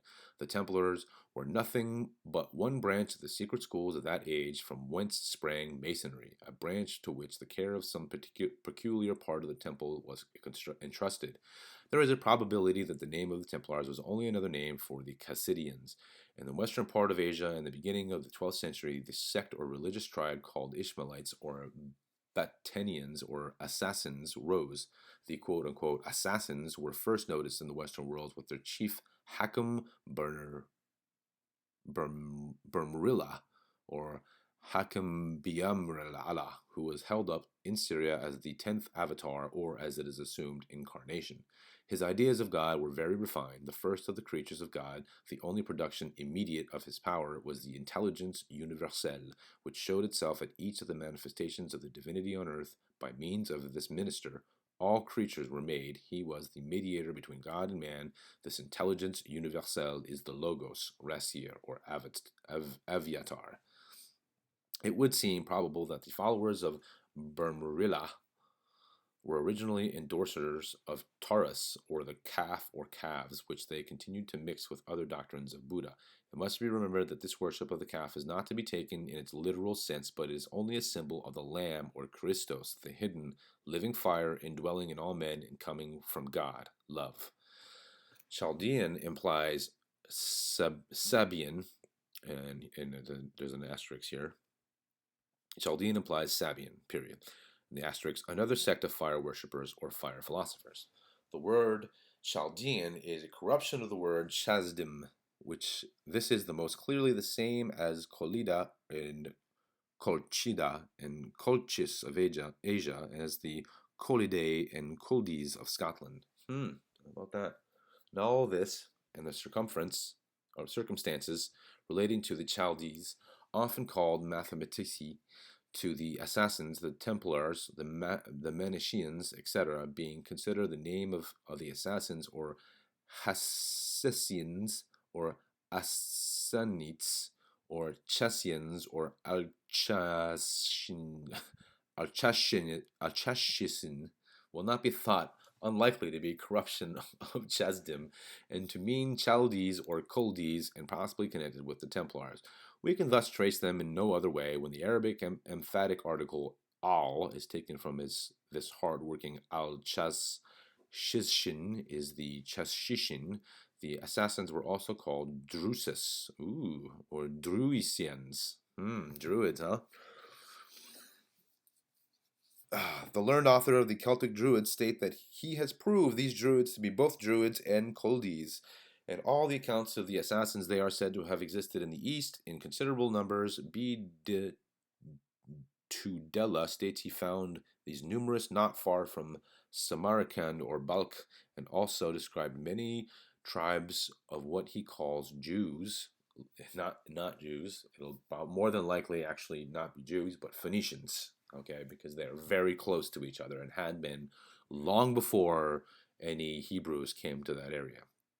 Okay, and their similarity and their religions are extremely close. I'm going to go through that in a video very soon. I have a document or a book that has both cosmologies of both of these back to back. So we'll take a good study of that. So let's go back a little bit. Sorry. So this to-do list states he found these numerous not far from the Sarmakhan to Balk, and also described many great tribes of what he calls Jews living, speaking the Chaldee language, occupying the country and possessing the government of it. He further states that among these Jews are disciples of the wise men. He tells us that they occupy the mountains of Haifan. Here are it is to be thought the Afghans, that too clearly to be disputed. Under the word Haifan lies the word Afghan, and the disciples of the wise man Hakam frequented the temples of Solomon in Kashmir. What is this temples of Solomon in Kashmir? And were called Hakmites or Ishmaelians and Betenians, that is Budians. The word Hakan is the word HKN, written in the ancient form, which is the Chaldean means wise. All physicians in the East were called Hakam. All this helps to prove not only that the Templars did share doctrines with the assassin and the Ishmaelians, but that they were much older than the Crusaders. Furthermore, that the pretended origin of these people is totally false. The Gymnosophites, the Chassidians, the Essenes, the Therapeutae, and the Dionysians, the Eleusinians, the Pythagoreans, and the Chaldeans, the assassins, oh, you already said that, didn't you? Assassins and the Budians were all orders of philosophical religionists, including among them, and consisting in great part an order of monks who were, in fact, heads of these societies. That's a whole lot of different kinds of things over time that are related to each other. There is no doubt that all caliphs of the Saracens were secretly or openly Sufis. The Sufis are divided at this day into many sects, and in their 4 stages they have a species of Masonic or Eleusinian initiation from lower to higher degrees. And in this order, it may be truthfully said that has some of the greatest mysteries in their possession now held by any order or fraternity in the world. Sir John Malcolm says that Hassan Sabah and his descendants were a race of Sufis, and that they were of a sect of Batenia, that is Buddha. They were Templars or Chassidians or Chasdium, or followers of Ras or Masons. The use of the pallium or sacred cloak to convey the character of inspiration was practiced by the imams of Persia, the same as practiced by Elias and Elisha.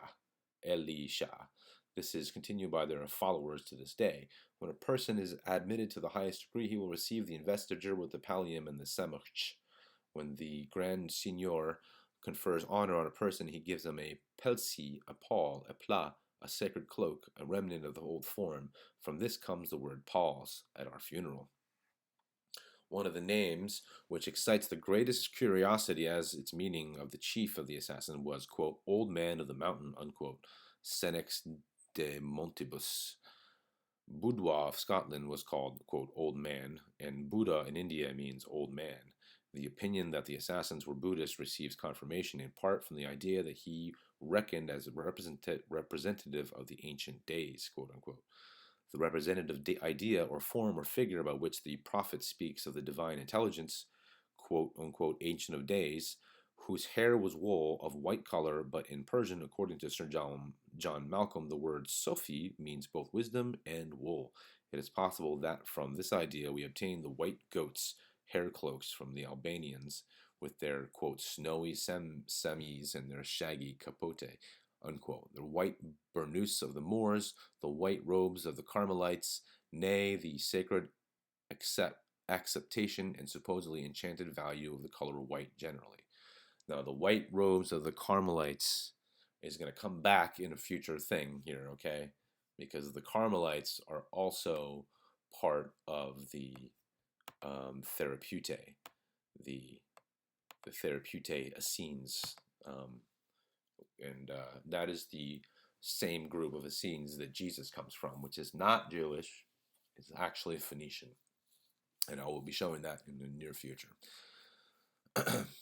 That the renowned and feared tribes of assassins or Ishmaelites, whose history represents such an inextricable connection with that of the Templars and also with that of the Hospitallers, were acquainted with, if not professors of, the fire philosopher of Zoroaster, so little understood by the profane, from which, indeed, they derive their aesthetic desperation, will be apparent when we examine their belief.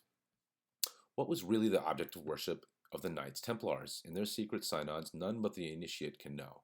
Whether indeed in their intercourse with infidels they had not imbibed some of the ancient traditionary ideas learned from the religion of the inhabitants of the part of Asia bounded by Persia on the one hand and by Mediterranean on the other, seems a point more readily settled in the affirmative. In this view, flame worship would have passed a part of the adopted rites. We are thus brought to contemplate the Templars not so much in the light of a new superstition as in the brilliancy of philosophic position of the Magi in the old world of thought, and of the Rosicrucians, brethren of the Rosary Cross, or Illuminati in the new. Lamps in cloisters, lamps in altars, lamps in shrines, lights in tombs, lights, fire, everywhere are connected ideas. The romance lingering and brightening about these strange subjects may have its origin in the real, philosophic, unsuspected truth which gives life to their meaning even for all time. Romance never has life except for the truth that underlies it. With these fires among the graves, with the ultimate in funeral burning, with the pyre of the classics and the fire immolations of the Orientals, with the sacred fire of the Magi, now as in the past, and the cassets and torches of the Christian knightly fraternities, we connect the ever-burning lamps, always representing true love and immortality to the initiate and merely heathenism to the masses and profane, of which we have archaeological accounts, and then the suspected Ishmaelitish Bohemian or fire-worshipping mysticism, which is no less than fire or love, God worship, harbored as the strange thing among the cowls and stoles, amidst the crosses and books, and glances as the fiery crested snake, which is a symbol of love and fire wisdom, from among the resplendent arms of the supposed, by the profane renegade Templars. To this striking object of tomb lights, incoherent in any other view than the attestation through the ages, the universal thought, secret faith, Walter Scott, accidentally and unconsciously in his meaning, makes reference when he adjures the dying lamps as burning. And here we go, a quote from Walter Scott. This quote, "Before thy low and lonely urn, O gallant chief of Otter born, and thine dark night of Liddesdale, of the grave of the mighty dead." Michael Scott, the wizard of such dreadful fame, he also says that within, quote, "burned a wondrous light, which lamp shall burn unquenchably," unquote, which means the soul, the fire, the love in man. The only serious hold which is possible to gain over the minds of men is through the influence of the supernatural. It is absurd and inconsequential to believe that all the wonderful effects caused by the Templars and the other fraternities of devotees, which seem bound by religion, produced in their time, could have sprung from no higher motive than the desire to aggrandize, to overpower, to rule, to force. Wonderful things, unbelievable things, miraculous things, impossible things must have been offered to the common sense of the men of the age before they would have given in to the authority which became to them as that of angels, of spirits, and of gods. It is no slight task to master the resisting common sense of the world, that which is invincible except at conviction. Instincts at detection were as strong as then as now. This is important. Instincts at detection were as strong then as now. I'm not sure about that. Maybe among them. I think one of the problems with white people are really easily brainwashed is because they don't have that instinct of detection. Where is that instinct that we can see through the lies and the veil of illusions that are put in front of us in our media and in our society every day? We are accustomed every day to the infallible judgments of common sense. That decision as to what a thing is independent of us as the sense of light. Quick wit, sharp wits, hardness of unbelief, suspicion, and the same reason as is now at work, these were identical in the Dark Ages. In any age in which man was man, prophecy must have been wonderfully verified, and the assumed magic must have been demonstrated real, something not at all a fraud. First, before imaginative and enthusiastic men themselves could believe it. Second, before plain men could accept that which material sense assured was impossible. There existed in those secret societies the dreams, trances, visions, and foreknowledge which made princes of the seers. It is in this secret medium, whatever it may be, whether conjured out of the capacity of man in the intoxication of narcotics through fumes, anointing, training, or lapsing out of the prisoned sense into the unprisoned sense. It is in their new world that explorers stumbled upon unbelievable though real things. So here they're actually kind of talking about shamanism a little bit, huh? They use intoxicants to bring themselves to that spiritual point. Very interesting. Of a piece with the miraculous provision obtained by the Grand Master of the Templars in his agony, as noticed hereafter, were the two following instances of forecasting, which, as far as can be affirmed by records, are definitely established. The priestess in Phoenice, the daughter of a Chaonic king, foretold the devastating march of the Gauls and the course which they would take from Europe to Asia, together with the destruction of the cities, and this a generation before the event happened. The king Furus had received an oracle sentence that he was destined to die as soon as he had seen a wolf fighting with a bull. The sentence was fulfilled when in the market place or Argos he saw a bronze group representing such a combat. An old woman killed him by throwing down a tile from a house. The assassins, as the secret sect, had university among them. The courses of instructions in this university, according to Macrisi, by following 9 degree. The object of the first section of instruction, which was long and tedious, was to... Hold on, I just lost my place. The object of the first section of instruction, which was long and tedious, was to infuse doubts and difficulties into the minds of the aspirant, and to lead them to repose with a blind, admiring confidence in the knowledge and wisdom of the teachers. To this end he was perplexed with extraordinary and seemingly unanswerable questions. The absurdity of the literal sense of the Quran and its repugnance to reason were studiously pointed out. Dark hints were given that beneath the shell of the philosophy taught lay a kernel sweet to the taste and nutritive to the soul. But all further information was most rigorously withheld from the inquiring mind until the disciple had consented to blind himself by a most solemn oath to absolute faith and obedience to his instructor. The second place, when the aspirant had taken the prescribed oath, he was admitted as a member of the second degree, in which he inculcated the acknowledgement of the particulars appointed by God as the sources of all knowledge. This included science and the arts and facts of life. The third degree included the knowledge of farther important facts and the connection and succession and the power of those facts. It also informed the student that was the number of the blessed and holy imams. This was the mystic 7, for as God hath made 7 heavens, 7 earths, seas, planets, metals, tones, and colors, so 7 was the number of the noblest angels, spirits, attributes of God. Religion as yet was not outstepped. Yep, you see 7s all over the place, don't you? In the fourth degree, the pupil learned that God had sent 7 lawgivers into the world, each of whom was commissioned to alter and improve, or rather to develop the system of his predecessor, that each of these had 7 helpers who appeared in the interval between him and his successors. These helpers, as they did not appear as public teachers, were called the mute semit, in contradistinction to the speaking lawgivers. The 7 lawgivers were Adam, Noah, Abraham, Moses, Jesus, Muhammad, and Ismail, son of Jafar. The 7 principal helpers, called Seats, Suz, were Seth, Shem, Ismail, the son of Abraham, Aaron, Simon, Ali, Muhammad, and the son of Ismail. It is justly observed by the discerning hammer that at this last personage was not more than a century dead. The teacher had it in his power to fix on whom he would as the mute prophet of the time, and to inculcate the belief in and obedience to him of all who had not gone beyond this degree. The 5th degree taught that each of the 7 mute prophets had 12 apostles for the dissemination of his faith. There were 12 signs of the zodiac, 12 months, 12 tribes of Israel, 12 points of the 4 fingers of each hand, and so forth. This all proves that this school was founded on facts that were absolute and not to be contradicted then or even at the present time.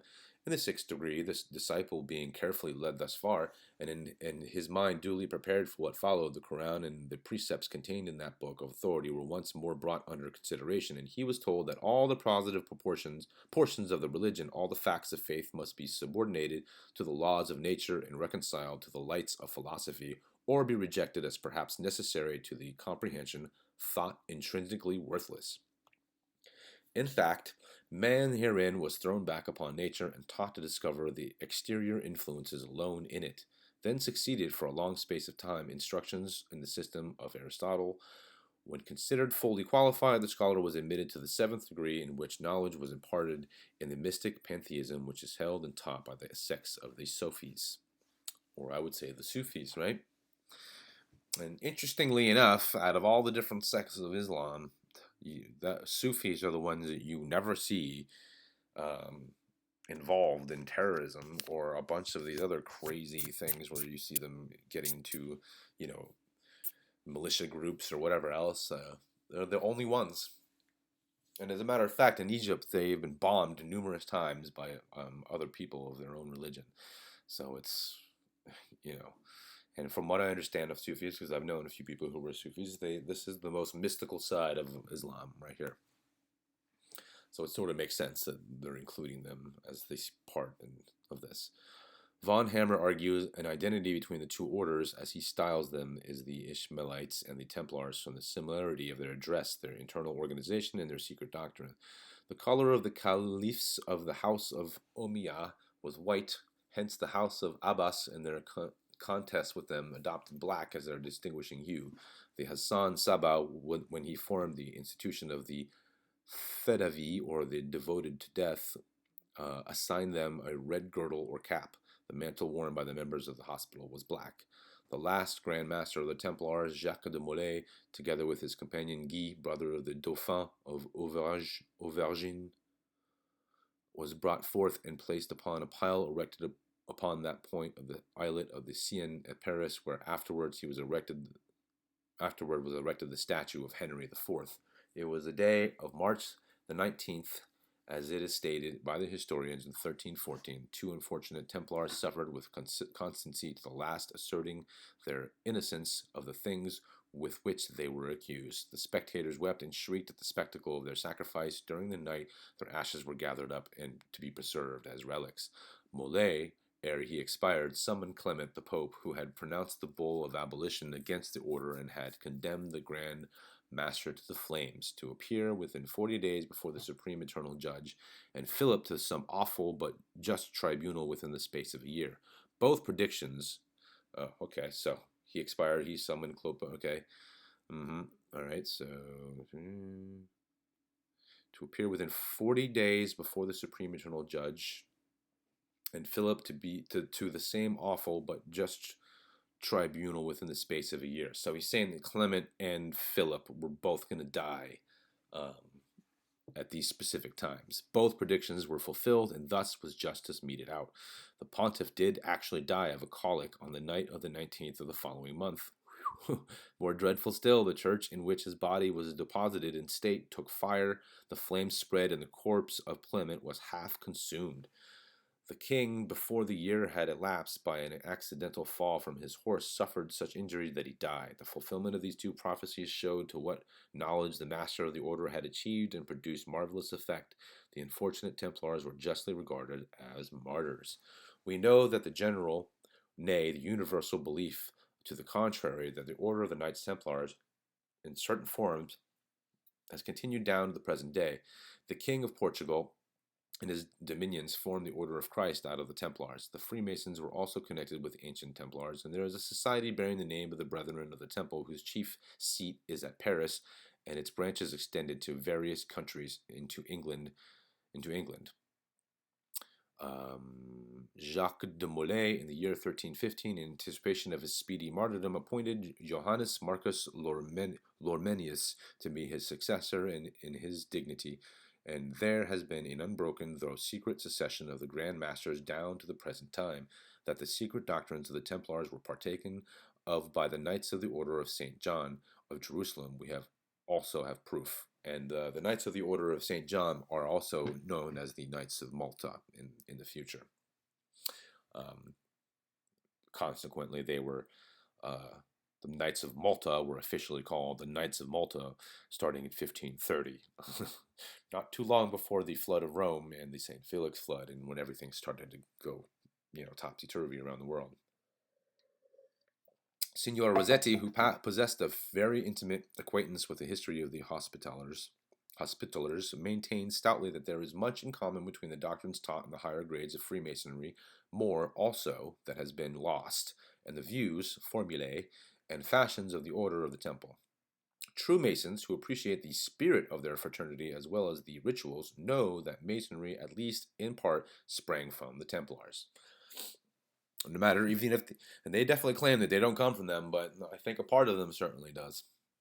Lost in the clouds of antiquity, the dim forms of the male Templars disappear. Their buildings, their churches, their haunts remain, but the inhabitants are passed into the shadows. Their remembrances and their secrets only survive in the quaint courts of the temples. The fact that their dwelling place was once within the present purlieus of law, that the notes of their wild Eastern music and their ceremonies of their strange, deep, mystic worship were in the time that has almost become a dream, real matters in the story of those, at present, so unromantic buildings. Truth amidst this wilderness of mechanical law spelling. Interesting. These mechanical law spelling. These things of a life so unlike our present form of existence lend an earnest interest to the very name of the temples yet standing. Holding their secrets as ever and defying crude and unnatural investigations of the profane, but so well known to the true initiate, there exist real personal memorials of this antique and wonderful body of the Templars, preserved in secret at the present time in Paris. Some of the archives and statutes, portions of the unexamined history, even some of the mystic banners, and an assortment of the arms of the Brotherhood still survive. These are kept in unknown but not in obscure or dilapidated buildings, as some, for want of knowledge, seem to think. Strange that the world would think the secrets of such a mighty sect of fire philosophers once living should ever die. It is impossible. God does not permit it to be.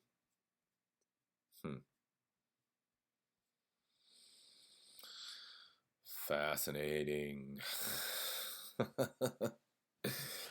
Oh, okay.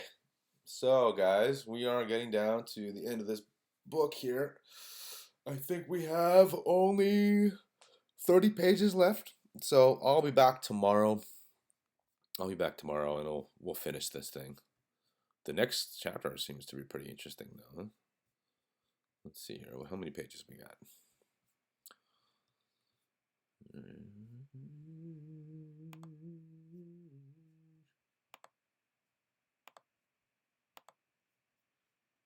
Okay. 210. And we're at 75. So, 35 pages. That's not too bad.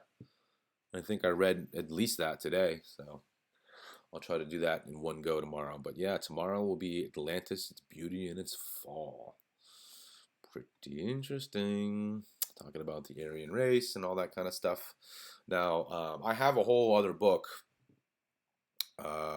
which I think, let's see here.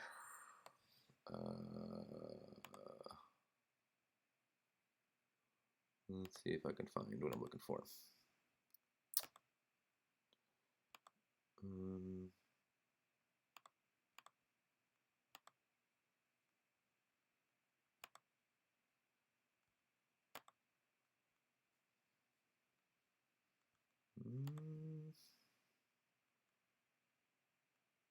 Oh yeah, here we go.